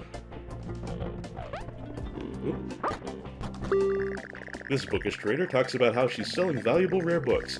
Please don't mess with the display books. They're fake. I put them down to confuse book thieves. Well, we can't try to charm her. We don't have enough food. The group meets a man who is carrying many swords. They clank around as he moves. One day I'll find the finest zombie slicing sword ever seen. Or one day I'll make the finest zombie slicing sword ever seen. I just have to figure out how to make swords first. I'll sell you some I found, but we can't afford them. Well, he gave us a cleaver. Sometimes if you're too broke to buy anything, they will give you a shitty item. Better than nothing.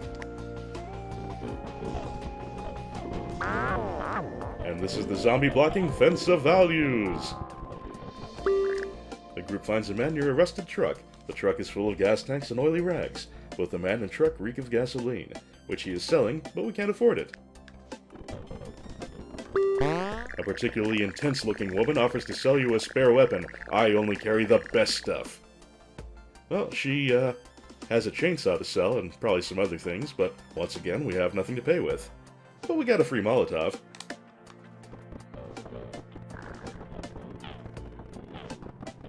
Canada ho!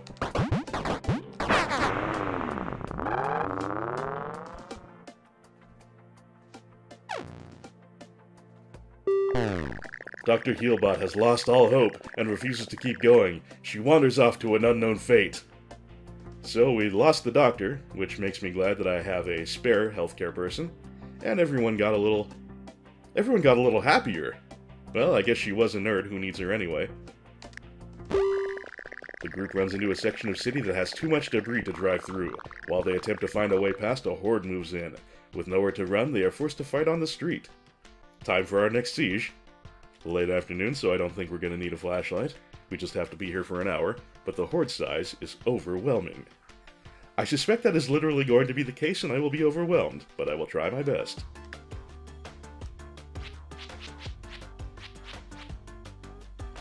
Flashlight can go away.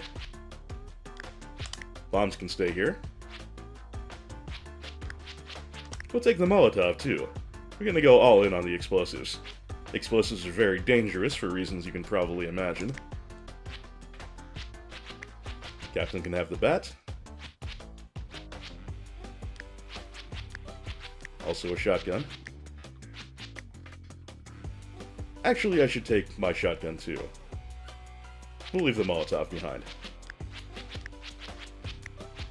And Arlene's just gonna be Arlene. Oh wait, I don't have enough shotgun ammo to take two and have any real use for it. We'll take the gun. No, you know what? We'll go with the revolver. Why not go big?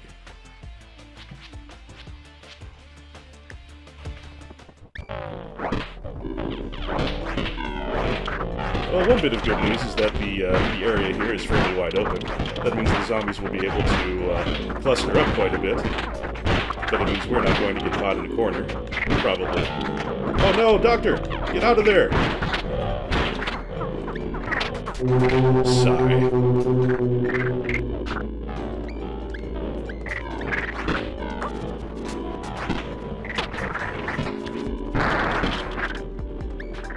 Well, at least that was a very effective use of a pipe bomb.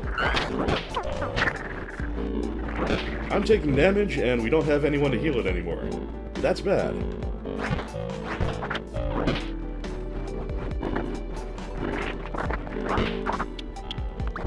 Oh shit.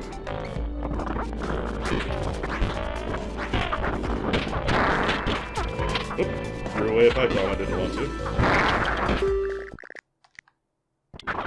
Well, we have a wounded roller derby queen, and we have a wounded dog, and that's all we've got now. And we got a whole food.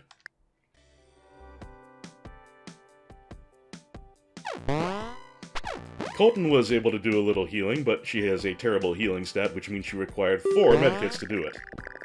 The group feels inspired after managing to survive that situation. They feel like they're getting the hang of this. Think we'll do a little morale and hope for some decent skills.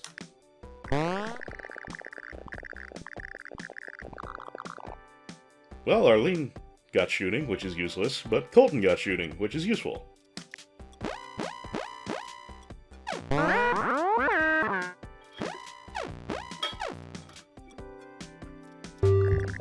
The group goes against their judgment and camps in a city apartment because there's no zombies around. When they wake up, the building is on fire.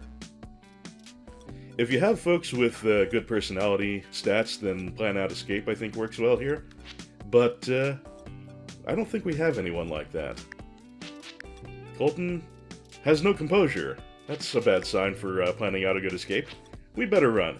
I think that means we drop some supplies. The group runs out of that situation. Unfortunately, a lot of supplies got left behind that weren't in the car. Lots of ammo. And another food that we can't, or another camping that we can't supply sufficient food for. So the morale drops again. This is turning very bad. I don't think this game's going to last much longer. The group opens the door to a tea shop and finds a very fancy-dressed woman inside, casually comparing 2 boxes of tea. She puts the boxes down, turns half to you, and picks up her umbrella. Let's take the debutante along. Means we'll use up more food, but, 0 minus whatever is still gonna be 0. You can't go into negative food, so what the hell? Tuan spins her umbrella around her hand with lightning speed, and then snaps it into a resting pose against her shoulder. She must have practiced that a lot. Not a great fighter, but not a god-awful one.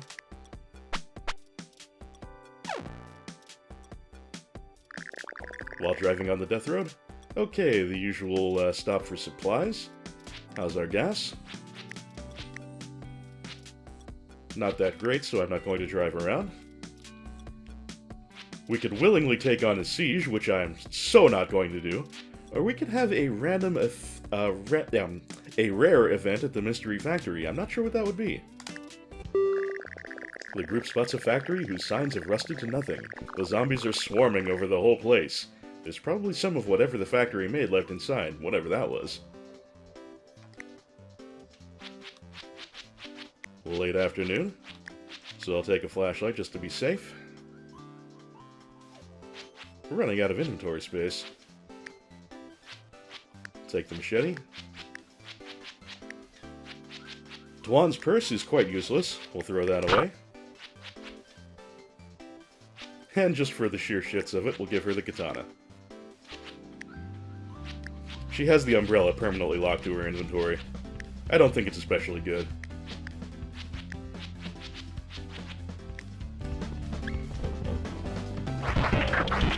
don't think there is likely to be much food in a factory, but who knows, we might get lucky. And we do have a reasonably strong character on hand, so she can throw around these barrels. The debutante immediately broke her katana. Otaku katana, as I've mentioned, are quite fragile.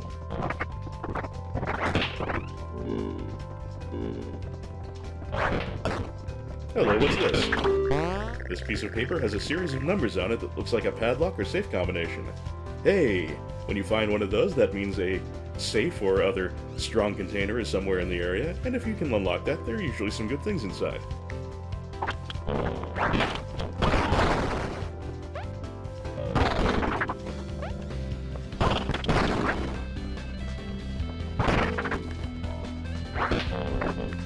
Just let me get out of here safely.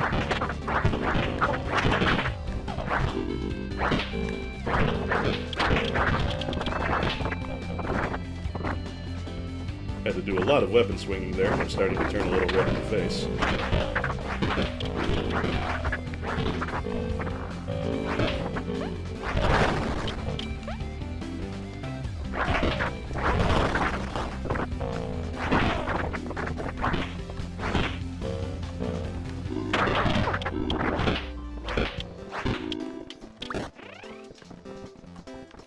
Hey, I just realized we have an all-female team. You go, girls.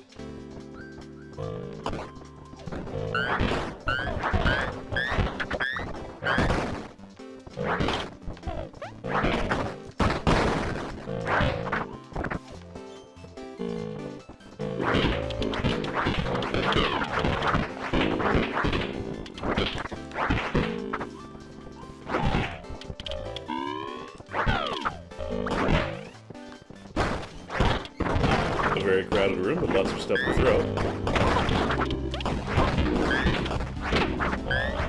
And food. Lord knows we need that. Lots of food, in fact.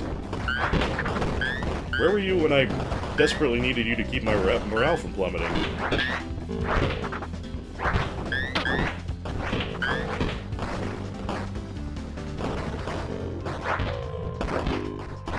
Okay, where have we not gone?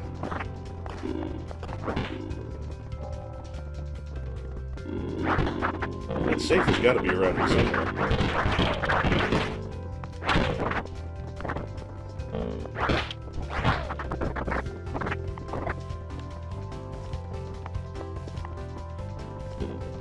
This must be it.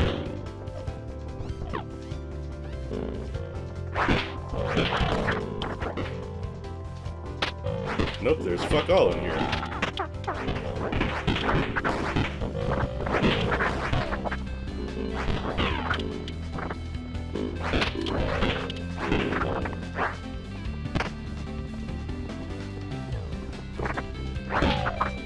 There must be one path that I haven't taken somewhere. I'm not sure where it is. Well, feel free to yell at me in the comments.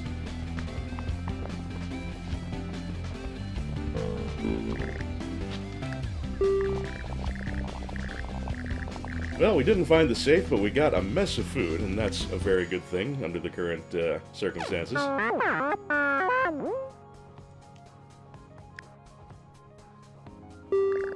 The way ahead has a big tree line across it. It looks like someone cut it down to block the road. It would take a group of strong people to move it safely. Well, the roller derby lady is decently strong, and the debutante isn't totally weak. Let's try and lift the tree.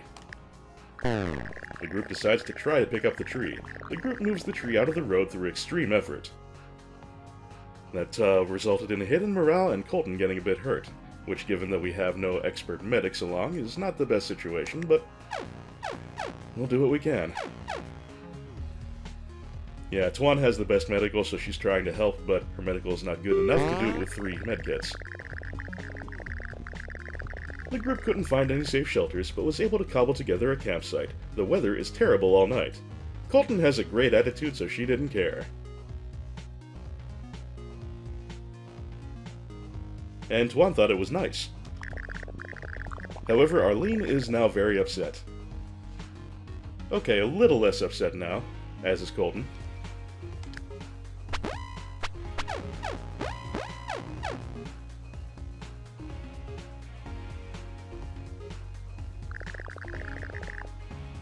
And we have another place to go looting.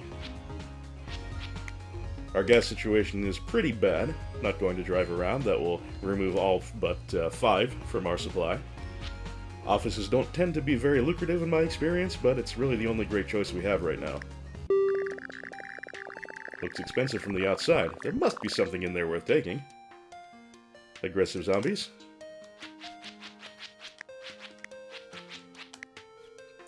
Yeah, you should have something else besides your umbrella, really. Well, we don't have very many good choices right now.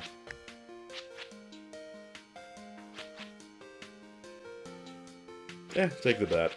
If it breaks, it breaks.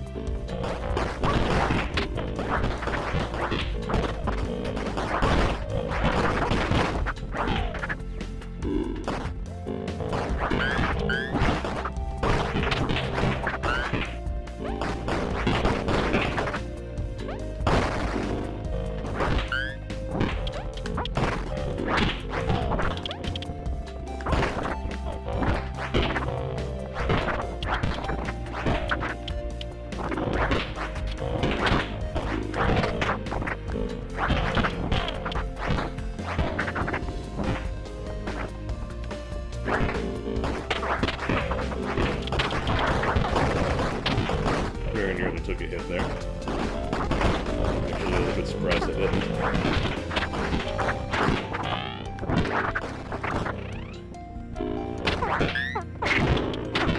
Oh dear. And here we have another safe, but this time we don't have the combination. It's always one thing or the other. Food though, food is good.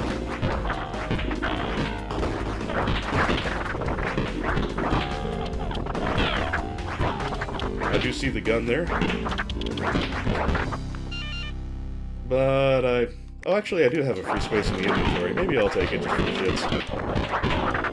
Having 3 guns doesn't seem like anything but overkill, really, but hey.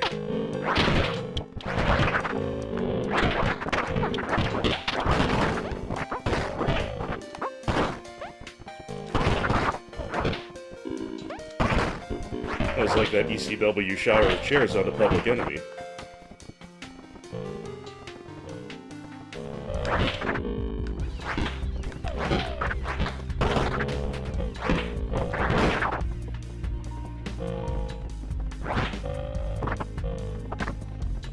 Whoa.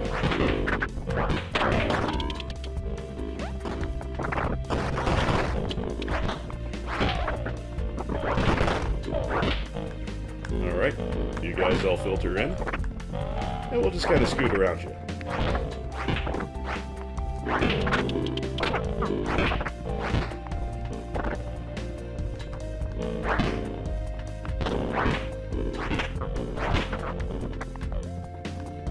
Yeah, you know what? Colton's 1 hit away from death. Let's just get out of here. Oh. Colton is no hits away from death. And I'll take control of our debutante friend.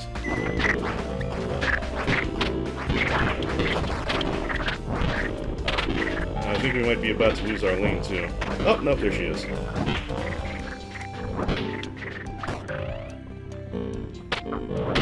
Hey, the key.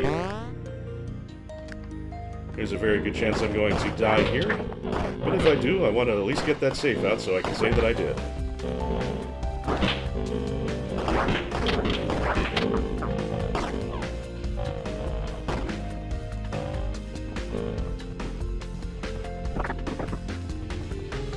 And the zombies are really starting to stack up near the exit, which concerns me. It concerns me greatly. Getting out of here might be a little more than I can manage.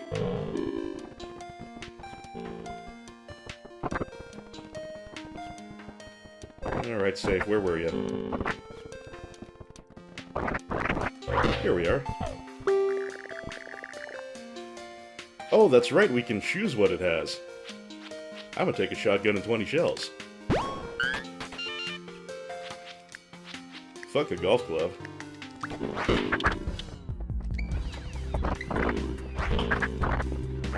I think the debutante umbrella is a little better than the standard umbrella, but it's still not all that good. Once again, we'll try and kite some folks away from the exit.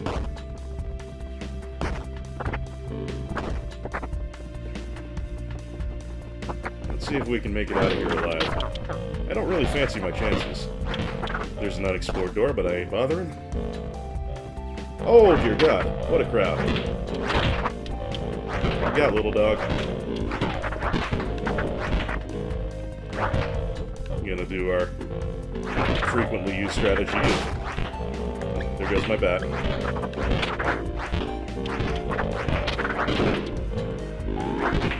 Okay, let's see if we can slip out now.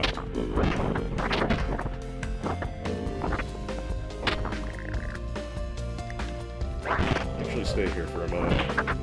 We can get that machete. That was unfortunately dropped by our fallen roller queen. Well, took a hit there, that's not great.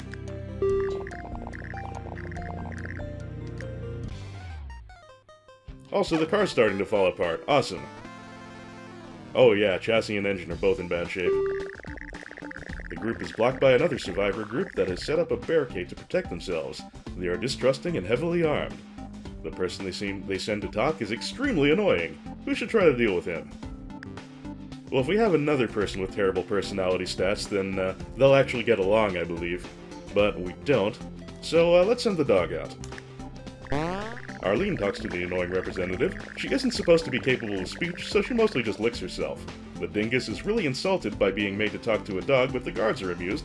They let the group through. So using a dog here doesn't work out bad. The twat is now super happy.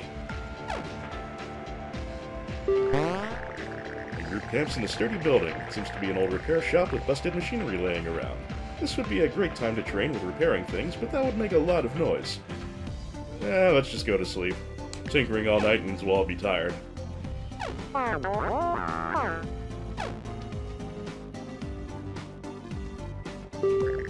A deer has stopped in the middle of the road. It stares at the car. Running it over will damage the car and most likely destroy it at this point. Leaving it alone, well, leaves it alone. And you can try to shoot it, which I think gets you injured if you fail. Fuck it. Tuan takes a shot at the deer from one of the car windows. She completely whiffs it. Okay, it didn't get me hurt, but we do now know that Tuan is a terrible shot, which I suppose is to be expected from a debutante. And once again we are carless. Arlene is walking along the road when she is suddenly mauled by a feral cat. Feral cats coat the United States after the zombocalypse. You never see them, but they're always watching, waiting for any weakness. While walking alongside a large stream, Tuan notices some fish in the water. Tuan tries her luck, goes into the water, and tries to catch some fish by hand. By some miracle, Tuan is able to catch a decent-sized catfish. Good for morale, good for food supply. There's a city ahead, rotten with zombies. The group knows that walking through a city street like this is a bad idea, but a car waits at the end of it. The swarm is sardine-packed. That's not good. They're also quite aggressive, but we have no choice. We need to get ourselves a car. We'll pack the shotgun away. Take the wrench away from the dog, who has no good use for it. And why the hell not? We'll take a Molotov. Now let's save that for a siege, if we manage to make it to another siege.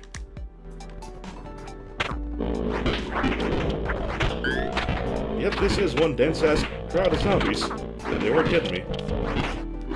Come on, little dog, get yourself out of there. Good girl.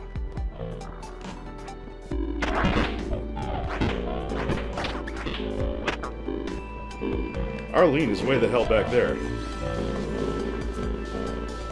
Come on, little dog, you can do it. Atta girl.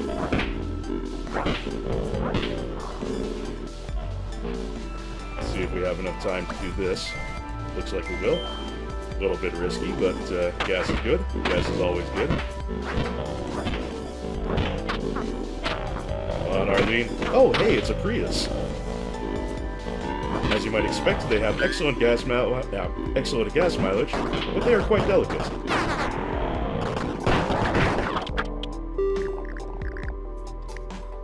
We got a decent amount of fuel for it, too. The group finds a new person, Marshall. He is alone and wants to join the team. Marshall claims to be a great shot with a gun. He twirls a pistol around before accidentally dropping and breaking it. Well, that little display most likely means that he is not a great shot with a gun, but, well, he's an extra body. Maybe he'll be good at something.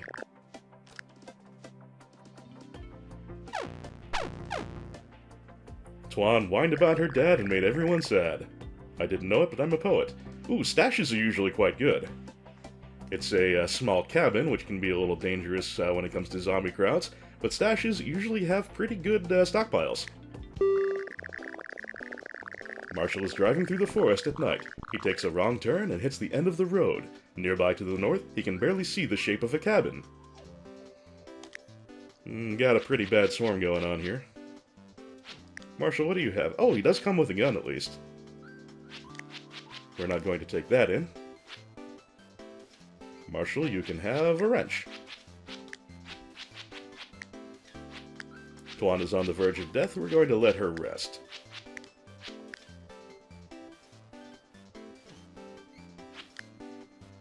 Alright, I'm okay with it. Excuse me, I'm okay with this. Flashlight! I forgot the flashlight. I have a bad habit of doing that. That's one mistake I make very frequently in Death Road to Canada. Is not paying attention to what time it is.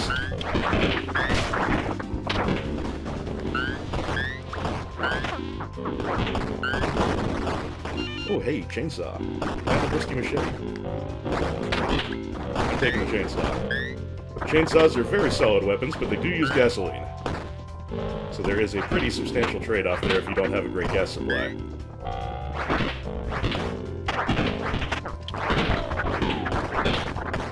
Okay, was there another room over on the side here? Yes, there is. Actually, you grab the machete, and I will take the... you know what I'm trying to say, game. And I'm talking to the game now. I should be talking to you, the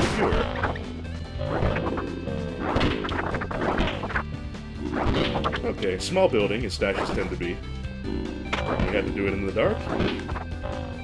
Oh, grenade. Intriguing.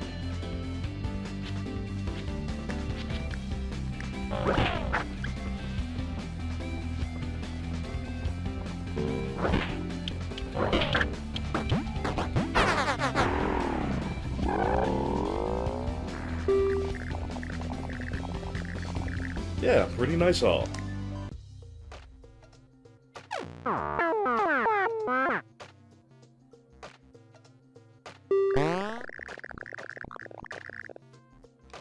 Alright, fairly standard camping there. But now there's a moose outside the camp. It looks injured and is just glaring at the group. Even injured, a moose is a really powerful creature.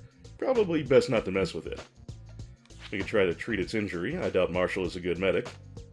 Lovely as his purple stash is. Shooting the moose, you have to be a good shot to pull that off, and I don't believe he is, because he broke his gun trying to show it off. And we could wrestle the moose, and I don't think she's that strong, so we're just gonna leave it alone.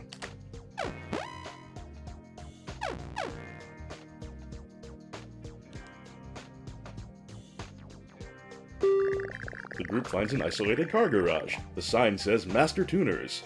They find some gas and a lot of spare parts in good condition. How is the car? Oh, there's only one driving day left to Canada.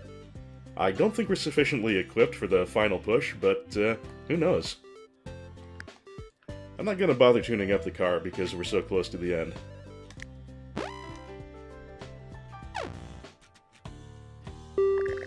An enormous army of undead shambles around the carnage that surrounds the border to Canada.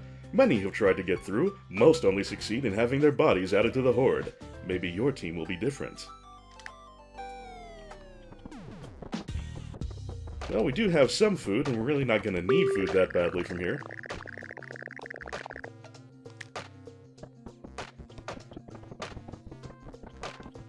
Whoa, you done some shooting.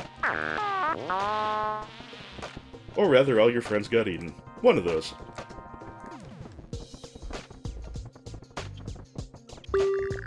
This woman is decked out in sweatbands, limb warmers, and garish exercise clothes. Only the fittest will survive in this zombie-filled world. I can help you get fit, fast. We could train everyone in fitness, but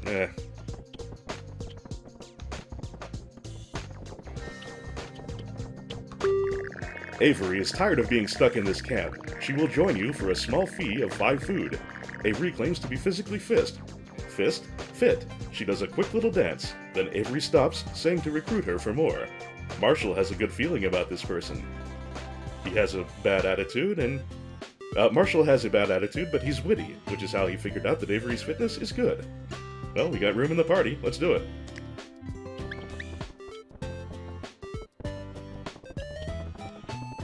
Oh, what about the gnome? Have you got anything good? We could buy rifle ammo, which we don't need.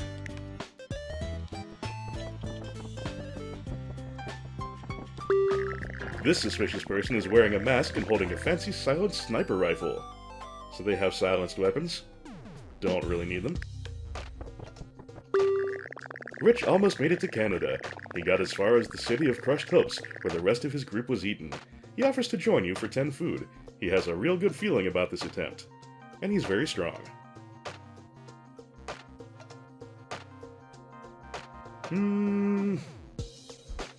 I like his hat. Let's replace Marshall.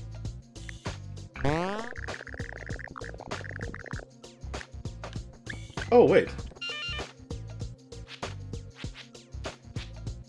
Did I not take the fit girl? Oh, maybe she just went back to the car. I'm not really sure what happened there. We'll find out.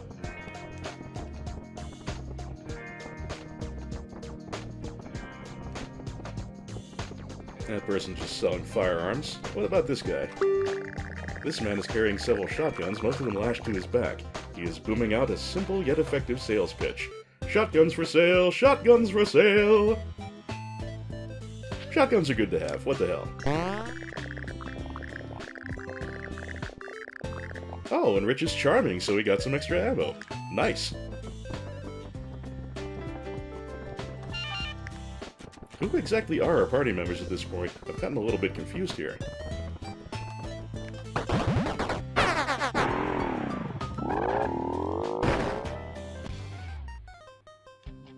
Okay, we did lose the fit lady. Oh well. We've got a gender balance now. That's nice. Oh, and Rich was able to do a little healing, used up the last of our medical supplies. Giant armies of undead perpetually lurch around the Canadian border, unable to cross. The group gets caught up in a lesser swarm before they can find a safe camp. So this is going to be the second to last siege. We will have to hide out in a house, near sunset, against overwhelming zombies. This is going to be quite dangerous. I don't think we can have anyone sit this out. No, we cannot.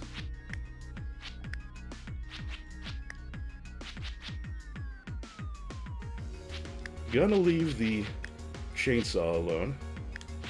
But gonna bring a grenade and a shotgun. Actually, no, I should bring a melee weapon.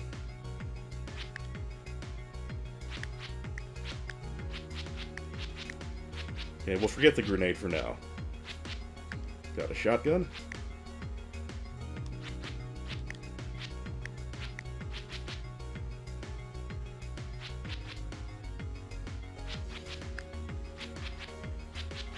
Okay, Rich is strong, right?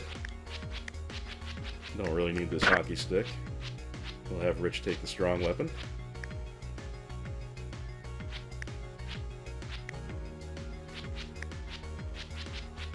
Will be our flashlight carrier as well. Should give one more person a shotgun. Rich, I like the cut of your jib. You're going to be our second shotgunner.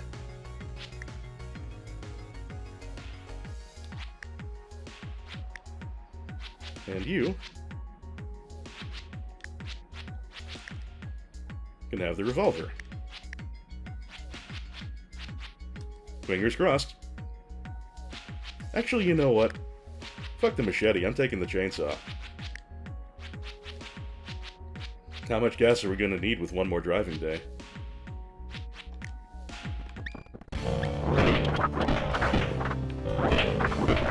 Yep, it's a small house.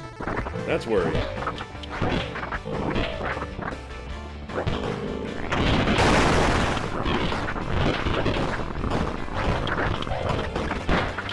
Alright, I don't want to get pinned in this narrow area. So down we go.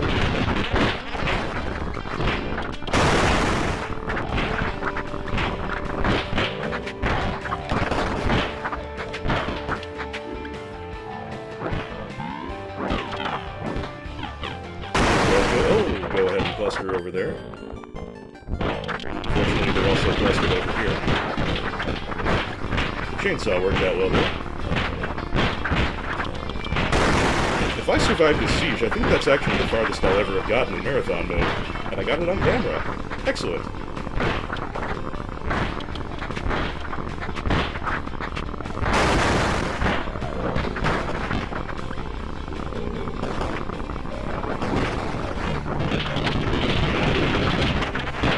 Ah, the chainsaw, you are a mighty weapon.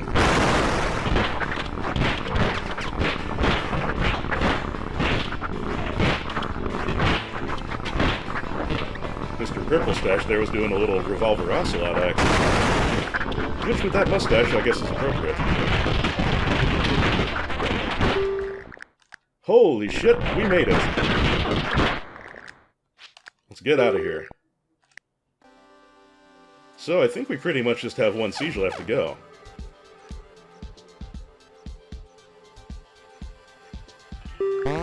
The group feels inspired after managing to survive that situation. They feel like they are getting the hang of this. A reward for the group? We'll get that health back that we're missing on the dog. Skills at this point I don't think are going to make or break us. Time heals all wounds, especially zombie bites. Oh, nice haul of 3 Zombo points.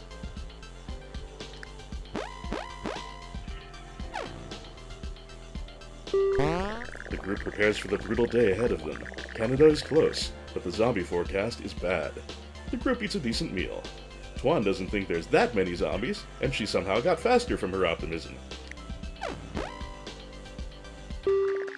Nearly at the border to Canada, the group is surrounded by seemingly endless undead. To survive, they must face one last siege. This is the final siege, but not the last battle. Horde size is overwhelming, and we have to survive for 4 hours. This is not the last battle, as it suggests, but this is the biggest challenge. Let's go for it. There can be a big RNG factor here. Basically, the game plants you in a city, and sometimes you'll be able to make big loops around the city, just having zombies chase you in circles. Sometimes the city is not laid out so well for that. Really no way of knowing.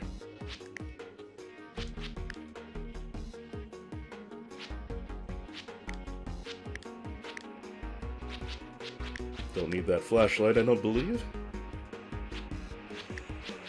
Since you only have 20 shells left, we will give you an extra gun.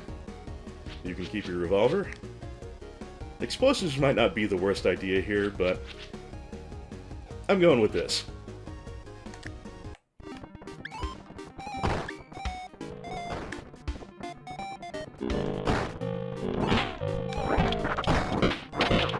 Hopefully, I'll have a circle to move around.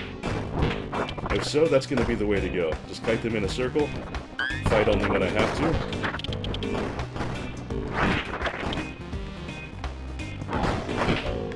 Okay, it looks like we do have a loop layout here.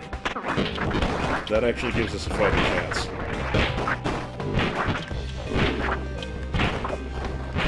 It is extremely possible, even likely, that in this situation, party members will do something stupid and get themselves killed, but as long as we have one survivor, that's all we need. A mercenary attitude, I know, but it's practical.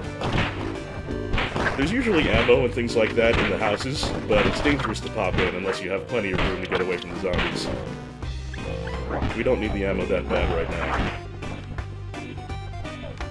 And, what's his name? Rich. Rich just picked up a skull with a spine attached. That's actually a better weapon than you would think.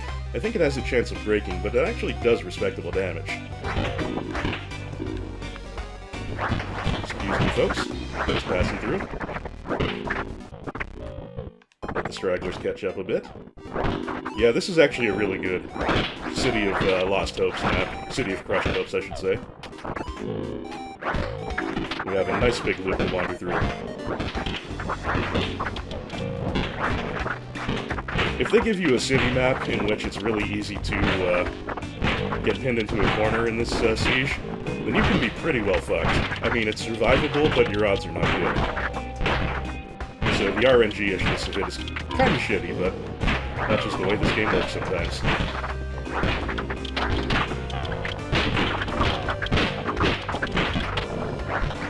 So far, so good. If these spreads continue, we might just make this thing.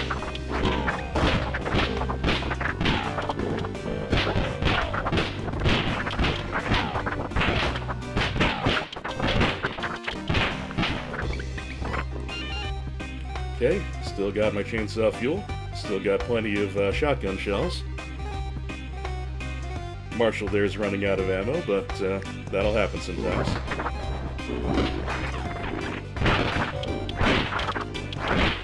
I'm not going to risk popping into the houses in hopes of getting more ammunition.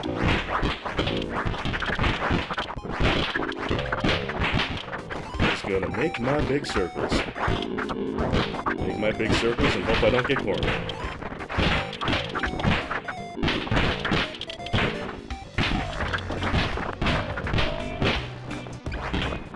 We got a cluster here that's kind of in the way. We can switch it looks like. You don't want to get too far ahead. You want to let the zombies kind of creep up behind you, so you get the biggest train you can with none of them switching around and getting in front of you.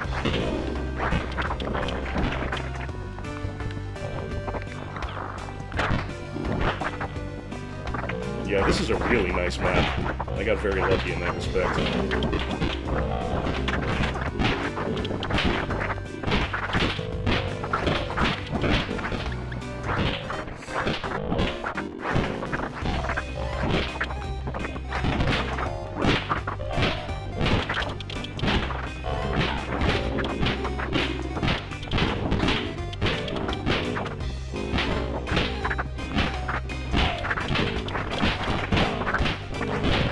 Come on, 4-hour mark.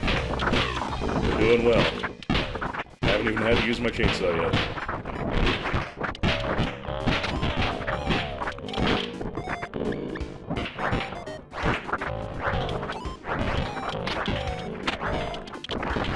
Man, how much longer can it be?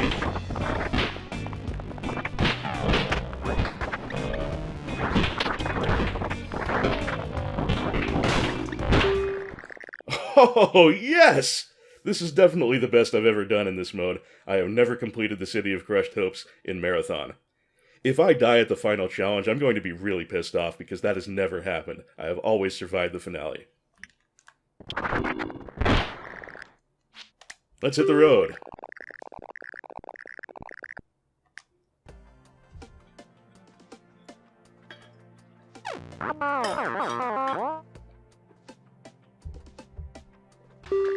And now, the end of the death road. The border to Canada is just north of here. The group must cross the bridge and then reach the fort that serves as a checkpoint right outside of Canada. This is the final challenge. Good luck! The horde is sardine-packed. They are mega-cheesed. But we can make it! What we'd have to do here is just make it through a crowd of zombies to the Canadian border, and then the folks at the Canadian border will help us in the final showdown.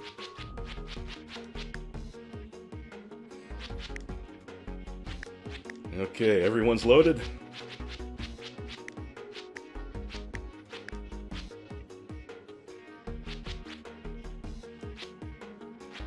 Okay, no more firearms to give anybody.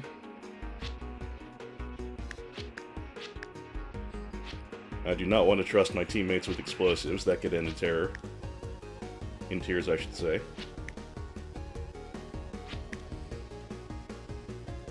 I want to give him something. We'll give him a machete. Alright, this is it.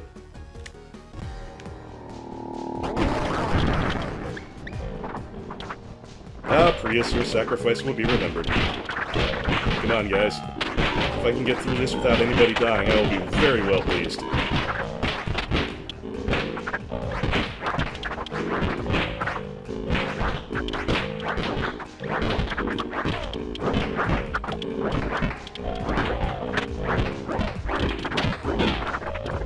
Alright, when you have the opportunity to break left into the snow here, it's usually a good idea, because the cord there tends to be a little less dense than it does going straight up the middle of the road. It's still plenty dense enough, but it doesn't tend to be quite as bad. Hey, we made it! All we have to do now is hold out. These guys will help. So will the moose and the beavers. And eventually, if we can just live long enough, someone very helpful will arrive.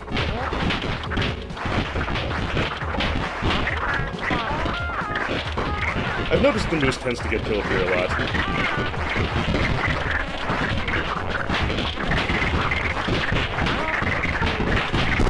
There he is! The Mecha Mountie. Take care of it, eh?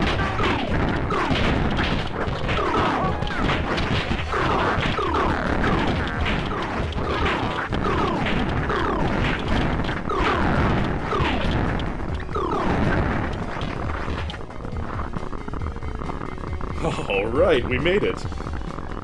Now we can go back down and encounter zombies, but they will spontaneously combust for some reason.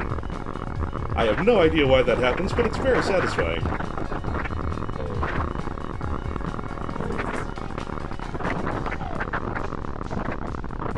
Okay, that's enough of that. Oh man, I made it with a full party of 4. My first time ever completing marathon mode. If I was gonna play any random game of Death Road to Canada for the stream, I'm glad it was this one. Or for the channel, rather. I'm not streaming right now.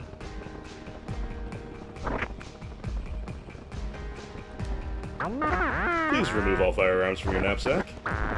Nerf squirt. The washroom is over there on the left. Where's your skidoo? I'm eating a poutine after this. We say a boot, not a boot, jeez. Let's play some road hockey later. Sounds like fun. Can I play with my umbrella?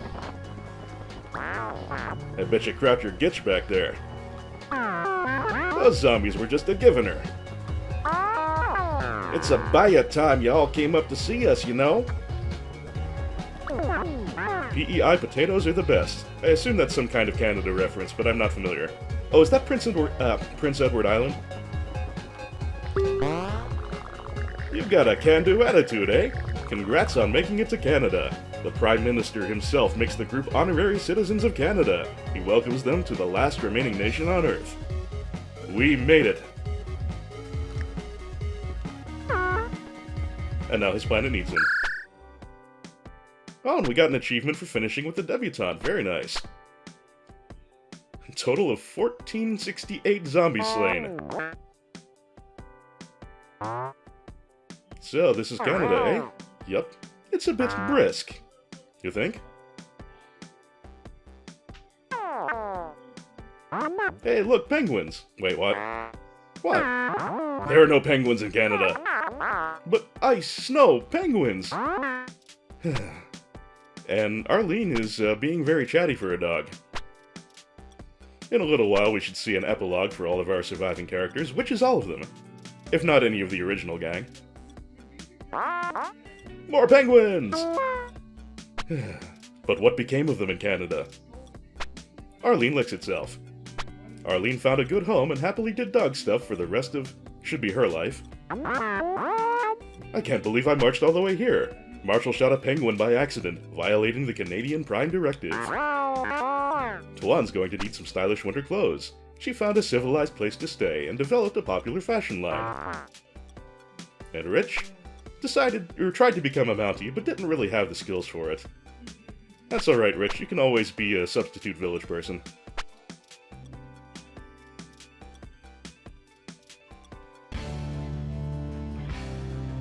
So, game mode, marathon mode. Wait, why doesn't it say I had a win there? Did I play in normal mode? Was that just normal mode I was playing?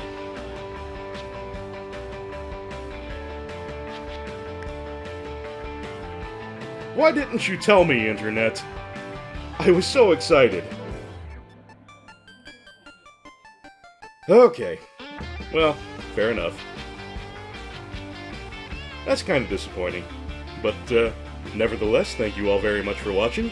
Hopefully I'll get things working out with the PS3 capture soon and be able to get back to Ken's Rage 2. We'll see. In any case, take care folks, I'll see you next time. This is signing off. Today's crushing disappointment has been brought to you by Justin Carpenter, Nolden, Zangamarth, Anonymous Benefactor, John Madigan, Sanguine Games, Misha Van Doren, Frank Grizzy, Tim J., Lolo De Puzzlo, Joshua C. Ritchie, Jared C. Rice, Sonic Rose, EX Potemkin, Alicia Goranson, Mechasaurus, DG Jono, Doug Russell, August Fortnite, Patrick Bellinger, Jarogue, Martin Schallenmakers, Mayo the Hedgefox, Hildegard Argelmach, IGV, Jazel, Joseph Hall, Hot Mayo Sandwich, Dan Larson, Electric Keat, K. Ivan Rupert, Tiny Shopkeeper, Charlie Dunst, Kikoskia, Kobo4231, Alex Beyer, Yuka Takeuchi Fan, Chaotic Narrative, McCaffrey Crandall, Mystery Accent, Lakota, Mei Yan Ling, and other honorary Canadians. Even though I completely screwed up when it came to selecting the correct game mode and didn't notice until the game was over, I'm still glad you could join me on the road trip. Be well everyone, have a good week, and hopefully I'll be back soon with more Ken's Rage 2. Till then.